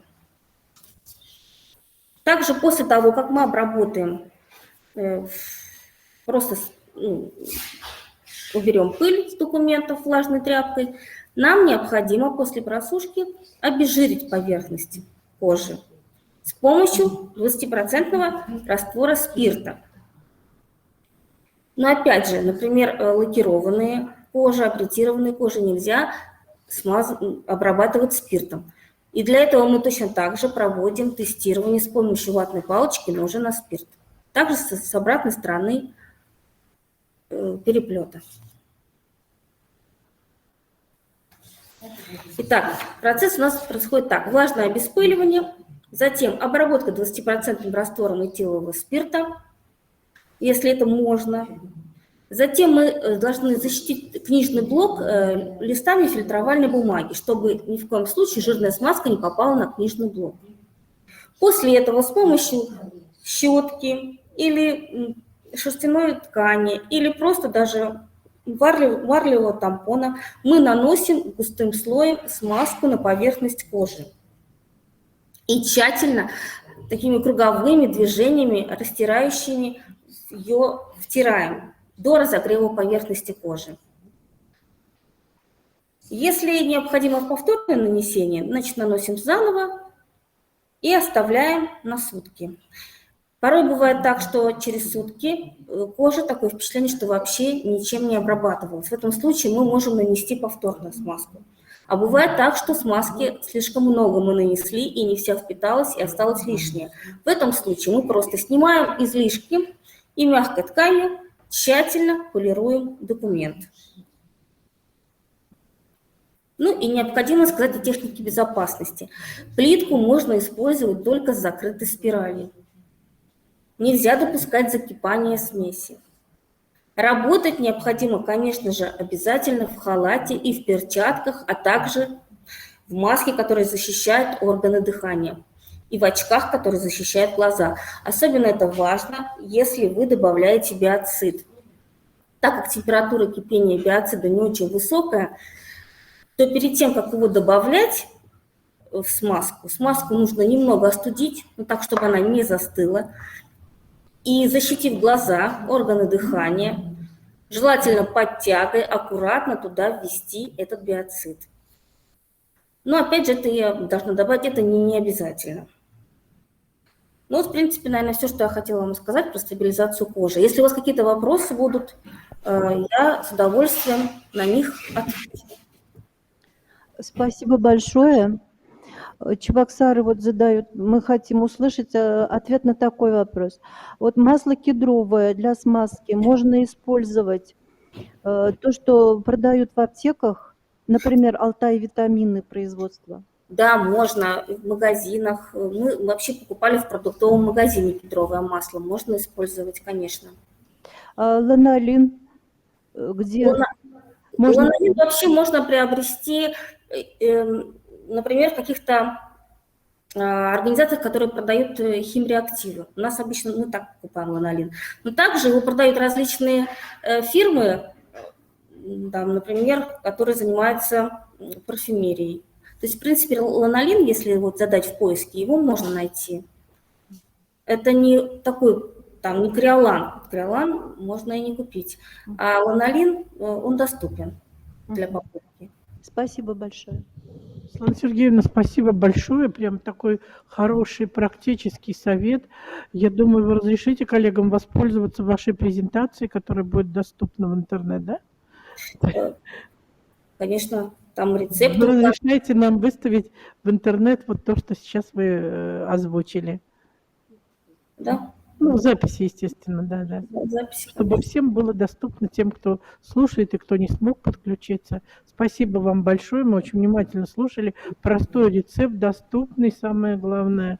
Никаких нет там компонентов дефицитных, что невозможно найти. Правильно вы говорите, в интернете найти можно все. Спасибо большое. И если у коллег из других регионов нет вопросов, мы, наверное, пойдем дальше. Вопросы вы также можете задавать в чате. Вопросов нет. Тогда, коллеги, проветримся. Татьяна Дмитриевна и Екатерина Сергеевна, их выступление как раз с этим и связано, с проветриванием помещений.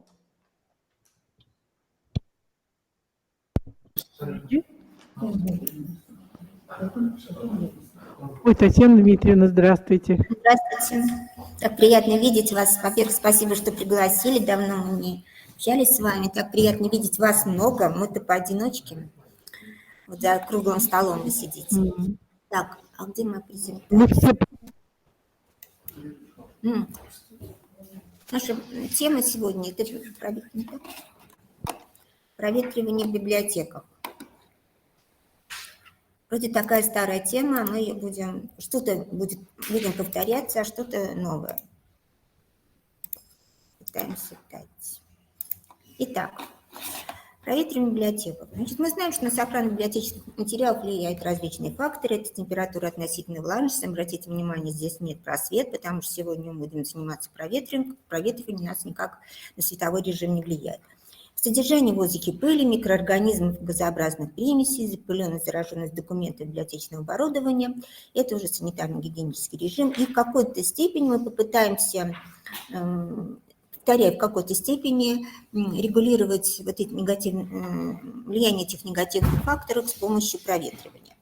Значит, с помощью поддержания температурно-влажного режима, самый важный у нас, конечно, режим – это использование систем кондиционирования, регулировка системы отопления, применение осушителей и увлажнителей, приточно-вытяжная вентиляция и проветривание, которым сейчас попытаемся воспользоваться. Значит, итак, ГОСТ, наш любимый 750-2002, указывает, что в помещениях, приспособленных под хранилище, но не оборудованных системой кондиционирования или какой-либо другой приточно-вытяжной вентиляции, ну, желательно, чтобы была приточно-вытяжная, это бывает только приточная или только вытяжная. Вот. Тогда в этом случае, если у вас никаких систем нет, надо нормализовать рациональное проветривание. Обратите внимание, выделено жирным, рациональным, потому что проветривание может быть и настолько нерациональным, что может, наоборот, ухудшить ситуацию. Но при этом обязательно надо контролировать с помощью измерительных приборов. И что последняя цитата из ГОСТа о том, что расстановка предметов мебели в помещении не должна мешать нормальной циркуляции воздуха. То есть что? У нас не должно быть застойных зон. И вот перед началом проветривания нам надо оценить, что мы хотим получить. Либо удалить из помещения вещества, которые образуются в результате естественного хранения библиотечных материалов, то есть для устранения застойных зон, а при массовом посещении библиотек читателей для удаления продуктов жизнедеятельности людей, потому что мы, особенно когда вот в музеях или в библиотеках, когда очень много людей, значит, мы выделяем много углекислого газа и воды, это 60 грамм воды и 6 литров углекислого газа в час только от одного человека. Вот поэтому даже можете посмотреть, вернее, вспомнить состояние в ваших книгохранилищах, когда свободная расстановка, там будет свободное движение воздуха, но, опять же, оно не должно быть очень интенсивным, ну, а застойные зоны, понимаете, где находятся, значит, в каких-то закутках, уголках. В связи с этим по нынешним нормативам необходимо определять кратность, это кратность воздухообмена, то есть это то количество воздуха, которое за одни сутки, вернее, за один час вытесняется из помещения. Особенно эти данные нужны, например, для витрины. Ну, у каждой витрины есть такое понятие, как кратность воздухообмена, потому что там должен поддерживаться определенный режим. И вот эта кратность определяется с помощью, вот сейчас я перескочу, вот с помощью вот этих приборов, термоанимометров, и сначала определяется скорость потока воздуха, потом рассчитывается воздухообмен, то есть это скорость, ну тоже количество кубометров, которое перемещается в помещении в течение 1 часа. И на основании этих данных по ниже приведенной формуле увидите кратность воздухообмена. И в соответствии с ГОСТ 750-2002 кратность воздухообмена должна составлять единицу. Что следующее о режиме проветривания? Значит, он должен назначаться с учетом изменения влажности наружного и внутреннего воздуха в течение дня. Внизу вы видите форму, они довольно простые. То есть относительно влажности, вот это RH латинское, это та влажность, которую мы Татьяна слышим. Дмитриевна, извините. Это относительная. Это абсолютная влажность, это реальное количество воды, которая находится в кубометре воздуха, а B – это табличное значение, которое есть в интернете. Это то количество воды, которое максимально может содержаться в одном кубометре воздуха при конкретной температуре. Поэтому мы в конце разберем, как это очень просто считается. Те, кто у нас были на семинарах, они все это уже, наверное, задачи решали. Поэтому вначале надо определить абсолютное влагосодержание в помещении внутри и на улице и сравнить полученные значения. Потом мы определяем цель проветривания. То ли мы должны понизить влажность или ее повысить, или поддержать влажность на определенном уровне, или только освежить воздух. И, конечно, оценить результат проветривания. Поэтому для предсказания результата проветривания в течение дня следует определить тип погоды. Она может быть ясная, это первые 3 уровня бывает ясная, пасмурная с ливнями, пасмурная с осадками, а также ознакомиться с прогнозом погоды на текущий день. Значит, мы должны определить режим проветривания в зависимости от ожидаемых изменений влажности и вот в зависимости от этих 3 типов погоды, которые я написала. Самое главное, для чего мы не только все это рассчитываем, а далее сообщаем хранителям, как им надо вести и как открывать форточки, не открывать, то есть о режиме проветривания. Вот раньше у нас в Российской национальной библиотеке, когда не было ни приборов, у нас наша бывшая заведующая Юлия Петровна Милкша, может быть, кто-то слышал ее имя, во всяком случае, читали ее книги. Она каждое утро звонила в на метеостанцию, узнавала, какой прогноз, какая влажность, и дальше сообщала фонды о режиме проветривания. Там надо открывать форточки, не надо, или с какой интенсивностью. И вот смотрите, в зависимости от вот этих 3 типов погоды бывает 2 максимума, 2 минимума при ясной погоде. Значит, это утром это максимум и вечером, а днем, ну, ночью нас мало интересует, это днем, значит, минимум это где-то вот 3 час до 4, где-то, ну, в среднем 3 часа. Когда облачная погода или ливневые дожди, у нас есть 1 максимум днем и 1 минимум ночью. А когда облачная погода, вот постоянные осадки, такие туманы, это, значит, у нас одинаковое значение в течение суток. И вот на основе полученных замеров и данных по относительной влажности мы должны уже будем проветривать помещение. Но что еще надо при этом учесть? Надо кубатуру помещения, конечно, особенно когда вы рассчитываете скорость потока воздуха и кратность воздухообмена, ориентацию по отношению к направлению ветра. Естественно, если в этой части здания окна как раз будут открыты и там будет поступать мощный поток воздуха из-за ветра, конечно, не следует. Воздействие тепловой радиации солнца, удаленность от выходов в вестибюле лестницы и расстановка стеллажей. Ну и, конечно, количество хранителей или посетителей. Значит, как бы вы ни рассчитали, все равно ваш результат проветривания, уровень проветривания, все равно надо следить за показаниями приборов. Шторы при этом желательно, чтобы были опущены, на форточках установлены ролевые экраны. Мы были в одном из небольших музеев, и там удивительно было, на всех форточках были, ну, обычная марля навешена, но, тем не менее, заботиться о том, что лишнее количество пыли, пыльцы, особенно летом, не попадало. Но недопустимо попадание потоков воздуха непосредственно на документы.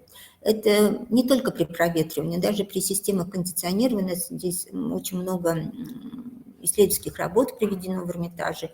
И хотя у них, по нашим меркам, это идеальная система кондиционирования, тем не менее, все равно нельзя сделать так, чтобы было абсолютно равномерное поступление воздуха. И, конечно, какие-то экспонаты, например, в Эрмитаже больше поступают, какие-то меньше. Дальше, ну, это естественно, что желательно лучше проветривать 3-5 раз в день в течение 10-20 минут. Это преимущественно, это лучше, чем длительное проветривание, потому что они приводят к большим скачкам Тут, значит, у меня вот не написано, но вы, наверное, знаете, что допустимые перепады температуры и влажности – это температура 3-5%, но не больше в течение недели, а в течение суток даже бывает 2-3%, а температура тоже 1 или 2 градуса Цельсия. Далее, при скорости потока, при скорости ветра более 10 метров в секунду недопустимо проветривание. Вот. А если сильный ветер и высокая скорость ветра, то можно проветривать в противоположных участках, помещениях. И потоки воздуха в зоне хранения документов или других экспонатов не должны превышать 0,01 от 0,01 до 0,1 метра в секунду. Закрытые шкафы и сейфы, это тоже цитата из ГОСТа, значит, для хранения документов проветривать не реже 1 раза в неделю. Почему? Потому что, с одной стороны, документы там сохранены, по многим параметрам от пожаров и от перепадов температуры и влажности, но там накапливаются вредные какие-то испарения и от либо даже краски, или даже от дерева. Вы знаете, любое дерево, в том числе дуб, выделяет значительное количество вредных примесей. И вот в качестве примера можно привести, что в шкафах происходит, когда вот на улице 75% очень высокая влажность, да?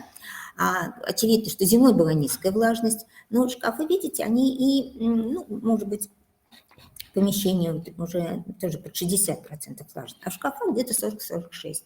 Она и зимой бывает около 40%. То есть там нет резких перепадов влажности, но проветривать их надо из соображений предупреждения вредных примесей.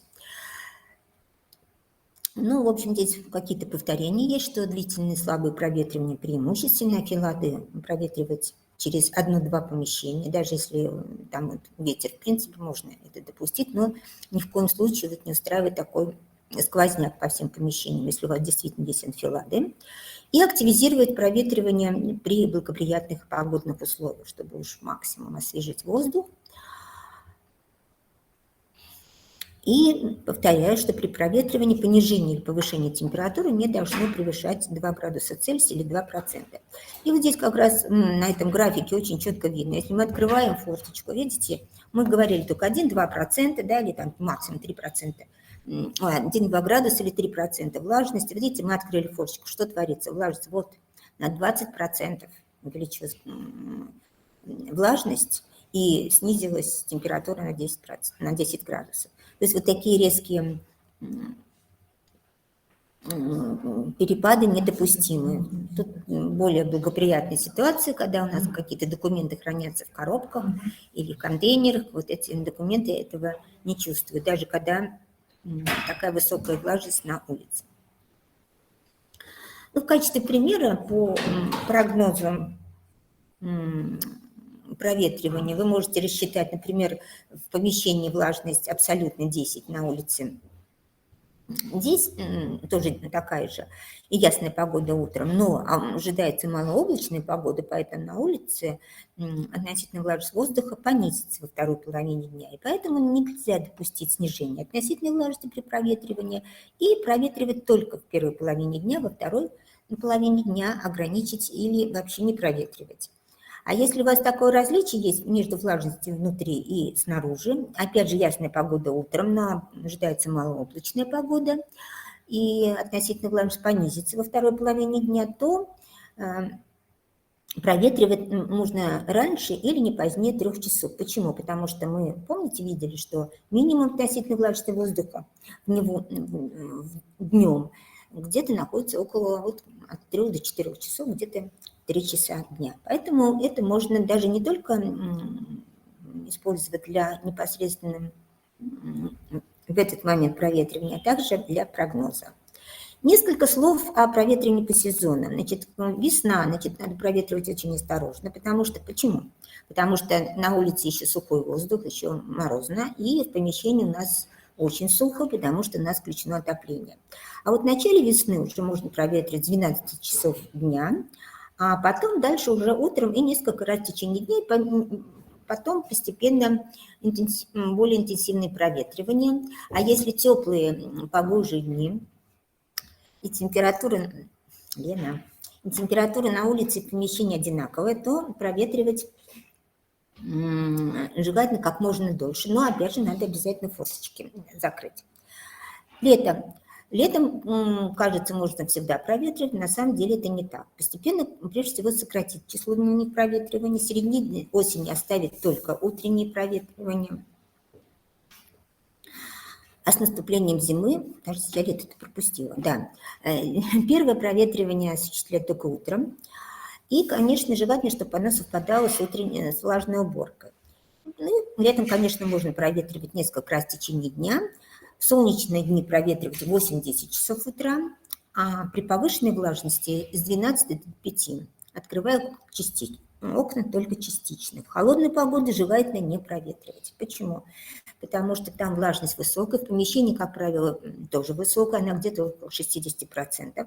Более того, если у вас окна на юг выходят, это еще куда ни шло, а вот если на север или запад, тогда, значит, там более холодный, значит, и более влажный воздух. Поэтому будьте очень осторожны. И как раз плесневые налеты образуются на книгах. Ну, конечно, разумеется, не всегда, когда те же самые совмещения факторов и застойные зоны, и вот влажность, они обнаруживаются осенью. А почему? Вот летом была высокая влажность, а потом незаметно, и вот она происходит. Потому что летом надо быть очень осторожным. Осенью тоже идет процесс обратный схеме проветривания весной, то есть сначала сократить число дневных проветриваний, потом оставить только утренние. Опять же, в теплые погожие дни, когда температура на улице в помещении одинаковая, можно усилить это проветривание, а с наступлением зимы проветривание прекратить вообще желательно, потому что воздух на улице сухой и внутри, потому что может привести к чрезмерному пересушиванию. Мы провели некоторые исследования, потому что все-таки, с одной стороны, да, нельзя проветривать, но как жить-то, если людям надо дышать свежим воздухом, поэтому попытались посмотреть, что происходит при проветривании зимой. Вот длительное проветривание, 15-минутное, видите, на расстоянии 1 метра от окна, 4 и 7 метров от окна. Здесь масштаб разный, хотя, видите, на расстоянии от 1 метра перепады до 10 градусов, процентов влажность. Когда, конечно, расстояние будет меньше, это расстояние 4 метра от окна. Вот красной линии вот указаны, это максимально допустимые. Поэтому здесь уже каких-то пределов, допустимых пределов перепада, ну и расстояние 7 метров еще лучше. Хотя трудно было уловить нам одинаковую температуру, влажность, чтобы осуществлять проветривание, поэтому, как видите, цифры экспериментально очень различаются. Но вывод сделаем такой, что проветривание возможно при температуре на улице не ниже 3 градусов Цельсия, при условии, что ближайший открытый стеллаж расположен на расстоянии не ближе 4 метров от окна. 10-минутное проветривание. Ну, ситуация то же самое, я не буду контролировать. Та же самая красная кривая, которая указывает, что на расстоянии от 1 метра от окна документы будут очень страдать от перепадов. 4 метра лучше, ну и лучше всего 7 метров. Поэтому мы уже здесь не +3 ограничиваем, а -3 градуса Цельсия, при условии, что ближайший, опять же, открытый стеллаж расположен не ближе 4 метров от окна. И последнее 5-минутное краткое проветривание. Здесь уже мы можем допустить, то есть те же самые 4 метра от окна, открытый стеллаж, значит, даже при температуре -15 градусов Цельсия. Мы надеемся, что эти данные вам помогут. Мы старались очень, это целый год мы проводили измерения, причем логерами, это непрерывно. Ну, конечно, совершенно идеальную картину получить нельзя, но тем не менее, видите, они попадают между этими красными линиями. Вот. Микропроветривание, кажется, в общем-то, оно, может быть, мы хотели бы думать, что оно будет идеальным. Но даже на расстоянии от 1 метра от окна, конечно, значительные перепады. Ну, а, естественно, 4,7 метров микропроветривания не будут оказывать негативного влияния. Знаете, я все-таки последнюю минуту, может быть, задерживаясь, в качестве примера приведу, как мы будем почему зимой нельзя проветривать. Вот это, опять же, прививайте формулу. Температура в помещении 20, относительно влажность 37. Это еще хорошо 37. В некоторых библиотеках мы с ужасом обнаружили, влажность была 5%, а у нас тоже бывает 10-15% зимой. 37 еще неплохо. Значит, относительно, вернее, абсолютное количество влаги 6 граммов. А на улице влажность 75%, да, и кажется, ну а чего бы нам и не открыть окна, когда у нас тут помещение сухо, там, но на самом деле там всего 3,6 грамма в метре кубическом, то есть в 2 раза меньше влаги, чем на улице. А это из этих формул. При температуре 20 градусов, видите, я внизу мышкой указываю, вот эти 7 и 12 граммов умножаем на 37%.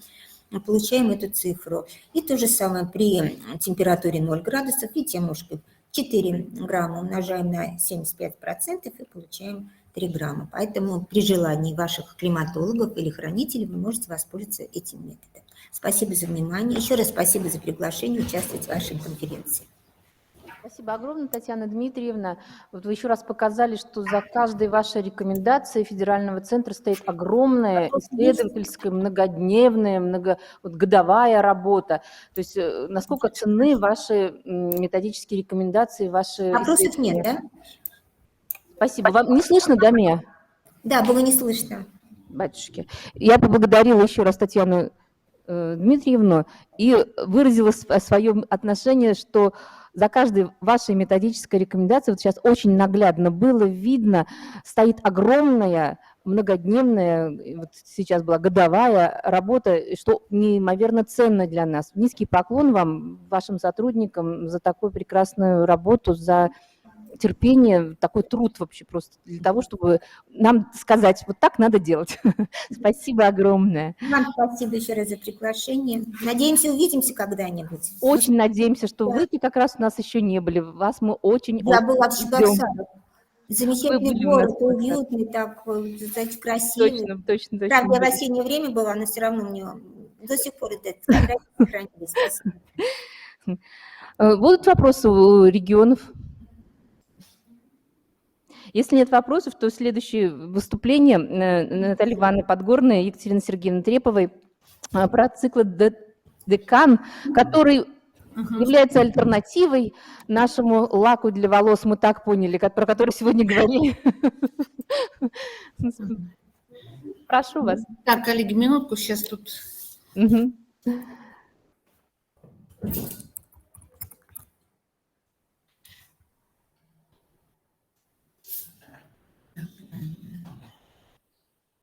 Так, нет, это неправильно. Папка, вот. Так, и пока слайд, да? Так, уважаемые коллеги, мой доклад будет посвящен некоторым результатам наших научных исследований.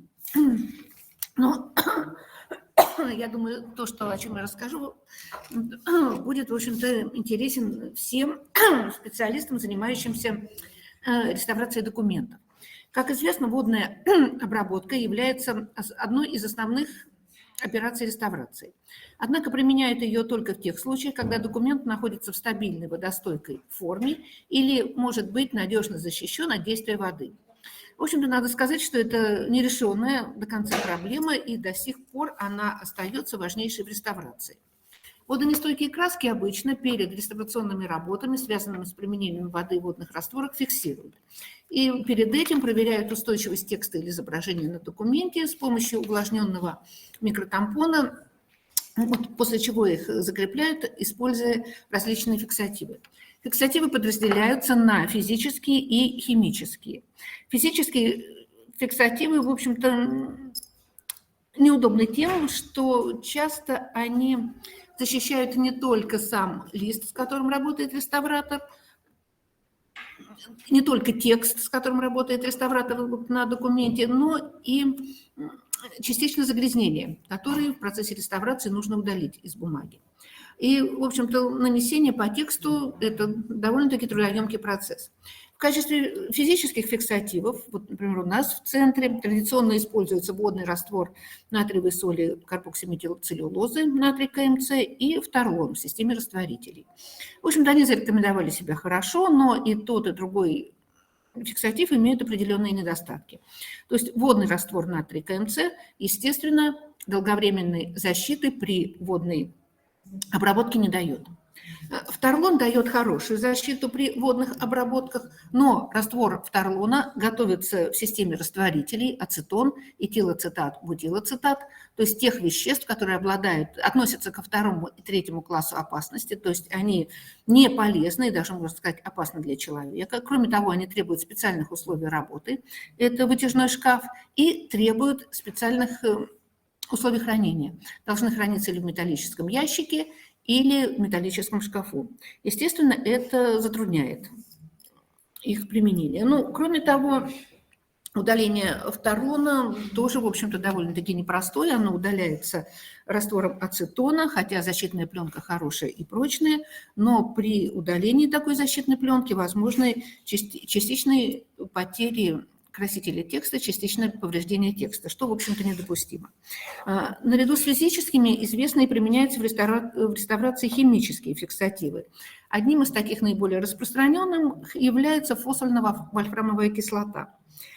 Как правило, действует не на все красители, только на некоторые виды, и образуют с красителями малорастворимое водостойкое соединение. То есть в итоге мы получаем нечто новое и привносим в документ нечто новое, что для него не характерно, нарушая тем самым один из принципов реставрации, а именно принцип минимального вмешательства в документ. Кроме того, также фосфорно-вольфрамовая кислота имеет очень небольшой срок хранения, только год, а для работы требуется очень-очень ее небольшое количество, там, буквально несколько кристаллов. То есть вот в таком виде использование ее тоже довольно-таки нерационально. Но в последние годы, можно сказать так, где-то лет 10-12 назад, внимание реставраторов фресковой живописи привлекло такое вещество, как циклододекан. Это насыщенный углеводород циклического строения, относительно новый реставрационный материал с широким спектром применения. В застывшем виде он похож на пленку парафина, но с течением времени он способен сублимироваться без остатка. И вот это вот его основное достоинство, которое привлекло реставраторов. То есть циклододекан создает на поверхности объекта слой, он не проникает глубоко вовнутрь, и после испарения этого вещества, в общем, утверждается, что цвет документа не меняется. И известно применение циклододекана для консервации художественных ценностей. Например, в Центре реставрации монументальной живописи Новгородского государственного объединенного музея-заповедника показали фрагменты монументальной живописи XII века из церкви Благовещения на Городище. Эти фрески 900-летней давности считались ранее утраченными. Чтобы извлечь их полностью из руин, не нарушив стыки, реставраторы использовали как раз циклододекан. Фрагмент фрески накрывали марлей, заливали циклододеканом, после чего плитки с росписями извлекались из строительного мусора и затем уже соединялись к существующим деталям традиционным способом. Но надо сказать, что циклододекан привлек внимание и специалистов-реставраторов бумаги. И в профессиональной литературе на данный момент можно встретить довольно-таки большое количество публикаций, но, тем не менее, публикации пока они еще находятся на уровне исследовательском, и потому что каких-либо рекомендаций по использованию циклододекана нет. В общем-то, наши реставраторы тоже заинтересовались этим веществом и поставили перед нами задачу исследовать его, исследовать на различные материалы записи информации и, в конце концов, выдать им рекомендации. Потому что работать с ним, в общем-то, хорошо и интересно. В литературе можно встретить различные способы нанесения циклододекана на бумагу документа. Это применение раствора, это применение расплава, предварительное смачивание документы растворителем, и в журнале «Реставратор» несколько лет назад даже была такая статья, где говорилось, что очень хорошие защитные свойства циклододекана получаются при нагревании листа бумаги с последующим нанесением циклододекана. Но нам этот способ представляется довольно-таки спорным. Поэтому мы пошли своим путем. Мы изучили несколько способов нанесения циклододекана на различные материалы записи информации. Вот здесь показано, как закрепляется циклододекан. В данном случае здесь используется специальный нагреваемый шпатель, но мы наносили обычной тоненькой кисточкой. И что показали результаты наших экспериментов? Пленка циклододекана полностью сохраняет защитные свойства на поверхности документа в течение 3 дней. Нанесение циклододекана не оказывает негативного воздействия на оптические свойства материала записи информации документа, причем на различные. Мы исследовали анилиновые чернила, исследовали тушь, исследовали акварель, исследовали штемпельную краску. И, как показали наши исследования, защитное свойство циклододекана в большей степени проявляется при нанесении расплава в один слой с лицевой и оборотной стороны материала записи информации. Казалось бы, логично нанести более толстый слой, и он будет оказывать более такое сильное защитное действие. Но оказалось не так. Все-таки различные свойства бумаги и различные свойства пленки приводят к тому, что появляются на поверхности трещины, которые способствуют проникновению воды. Но не можем сказать, что все пока идеально. И вот, к сожалению, пока мы не получили положительного результата при защите таких интересных, в общем-то, для библиотек помет, как различные штемпели. То есть вот пока рекомендовать что-либо для штемпельной краски мы не можем. Как лучше на него наносить в один слой, в 2 слоя раствор или расплав. Но над этим мы будем работать. Пока что мы можем сказать, что циклододеканом можно защищать анилиновые чернила, причем различного цвета, хорошо защищать тушь, хорошо защищать акварель. Так что, исходя из имеющегося опыта проведения испытаний, эффективности применения этого вещества для закрепления водонестойких материалов записи информации, пока экстраполировать полученные данные на другие красители и бумагу других видов, хотя мы исследовали бумагу 4 видов, пока не представляется возможным. Но данная тема у нас находится еще в разработке, и мы очень надеемся, что скоро представим вам какие-то методические рекомендации по использованию этого вещества в практике реставрации.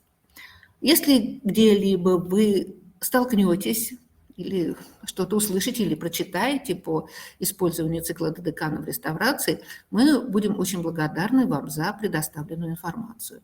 Так что вот такой небольшой отчет о нашей работе.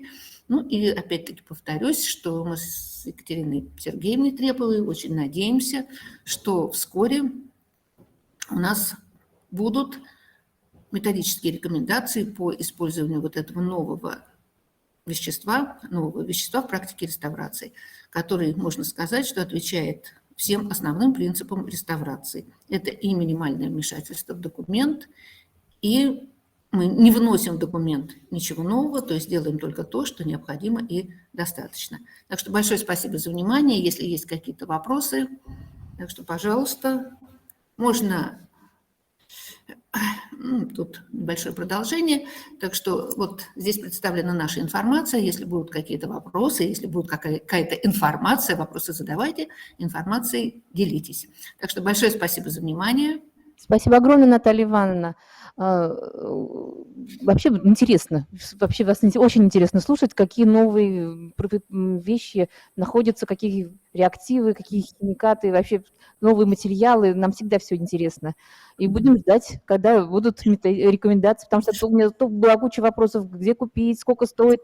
Мы думаем, что все это потом, когда... Ну, надо сказать, что он сравнительно недорогой. Что касается его покупки, то первое время мы без всяких проблем покупали их в магазинах, которые занимаются продажами красок, кисточек, всевозможных художественных принадлежностей. Но тут, к сожалению, с пандемией как-то подставки резко сократились, но тем не менее мы покупали, например, через фирму Артекник, и кроме того, фирма Артекник предлагает, ну, вот, кстати, и в виде гранул цикла Додекан, и в виде аэрозоля. Так что вот тут мы тоже видим еще такое вот направление исследования, как бы посмотреть, как аэрозоль, как лучше наносить, как лучше использовать в процессе реставрации. Так что тут еще, в общем-то, довольно-таки много направлений для дальнейшей работы. Так что спасибо за внимание. Спасибо огромное, да. Коллеги, у меня такое предложение, так как мы выбили достаточно из графика, мы разместили мастер-классы на YouTube-канале нашей национальной библиотеки. Очень просто найти, у нас как бы на главной странице с левой стороны есть представление нашей библиотеки во всех соцсетях и на YouTube-канале. И они последние, свеженькие, прямо можно их там посмотреть, чтобы сейчас обеденное время не тратить, а все вопросы, которые возникнут к тем, кто представил эти мастер-классы, можно прямо там же и задать. Если вы поддерживаете, мы бы перешли сразу к итогам, может быть, нашего семинара, да, чтобы не задерживать. Согласны с этим? Покивайте головами, да? Спасибо. Спасибо. Ну что, самый главный итог, вообще, это наше прекрасное общение, возможность, наверное, того, что записывается, как-то вот не дает, может быть, вольности немножко, потому что мне так хотелось поприветствовать и Светочку, и Леночку, вообще, Наталья Ивановна, мы вас обожаем, мы вас прям так рады видеть невозможно, с огромным удовольствием. Надеемся, что наступят времена, когда мы будем передвигаться свободно, и вы еще раз к нам приедете. Будем очень рады. Это такое лирическое отступление. Ну, а теперь по-серьезному, по итогам нашего семинара, конечно, самое главное, что мне кажется, что мы вынесли сегодня, то, что эта работа по обеспечению сохранности ведется, она всегда велась, ведется несмотря ни на что, и у нее и будет вестись. Вот сидят энтузиасты, сидят люди, которые отдали уже много лет этой работе и будут ее продолжать. Очень, мне кажется, это такой оптимистичный такой прогноз, можно сказать, у нас. И, конечно, мы ждем третьего этапа утверждения, разработки программы. Нам очень нравился проект, который висит на сайте исторической библиотеки. Мы очень хотели узнать, что же оттуда все-таки вошло или не вошло. Мы думаем, может быть, они, основные вот эти направления-то выйдут, и большая часть из них реализуется. Очень отрадно, что как бы мы настолько замотаны сейчас, как-то в такой гонке живем, мероприятия какие-то, проекты, что-то с утра до ночи делаем, и это так отрадно, что ведется научно-исследовательская работа, что вот это все продолжается, вот эта стабильность, вот это то, что происходит в Федеральном центре консервации, что не заброшено ничего, все только движется вперед. Мне кажется, это такой хороший, вот, отрадный такой для нас, для всех, вот, бальзам на душу. И то, что мы сегодня вас слышали с первых уст, ваши интересные сообщения, то, что вы много-много лет этому посвящаете, энтузиазм ваш не угас, прям заражает в нас энтузиазм. Вот, спасибо вам огромное. Ну, по итогам наших выступлений мне хотелось бы сказать, что, конечно же, это было, у нас уже не первый год, как бы мы совмещаем, что традиционные подходы и новые подходы. Каждый год что-то происходит и в обществе, и в наших библиотеках, что новые формы, новые методы, новые какие-то требования, новые, как сейчас любят говорить, как там, вызовы, да, на которые мы тоже отвечаем и которые мы тоже как-то учимся отвечать на них. Очень здорово, что в каждой библиотеке есть какие-то свои новые формы. Будем считать, что было очень полезно сегодня послушать и посмотреть, как у коллег вообще в разных направлениях идет работа. Мы ведь не только как профессионалы сейчас действуем, мы и культурно-массовую работу ведем, те же консерваторы, да, то есть мне кажется, это будет очень хорошо, когда мы обмениваемся своими идеями, своими находками и своим опытом. Ну и в заключение хочу сказать, что мы все, я так понимаю, готовы к дальнейшей нашей работе. Спасибо всем огромное за внимание. Кто что-то, если хочет сказать, мы с удовольствием дадим слово. Хотела бы всех поблагодарить участников семинара за прекрасные доклады. пожелать всем успехов в нашей работе и, наверное, самое главное, здоровья в наше непростое время. Да, конечно, спасибо. Спасибо всем участникам. Да, завершаем тогда нашу работу. На канале Спасибо YouTube всем. будет выставлена запись и этого семинара, и наших мастер-классов уже стоят там. Спасибо всем огромное, коллеги. До свидания.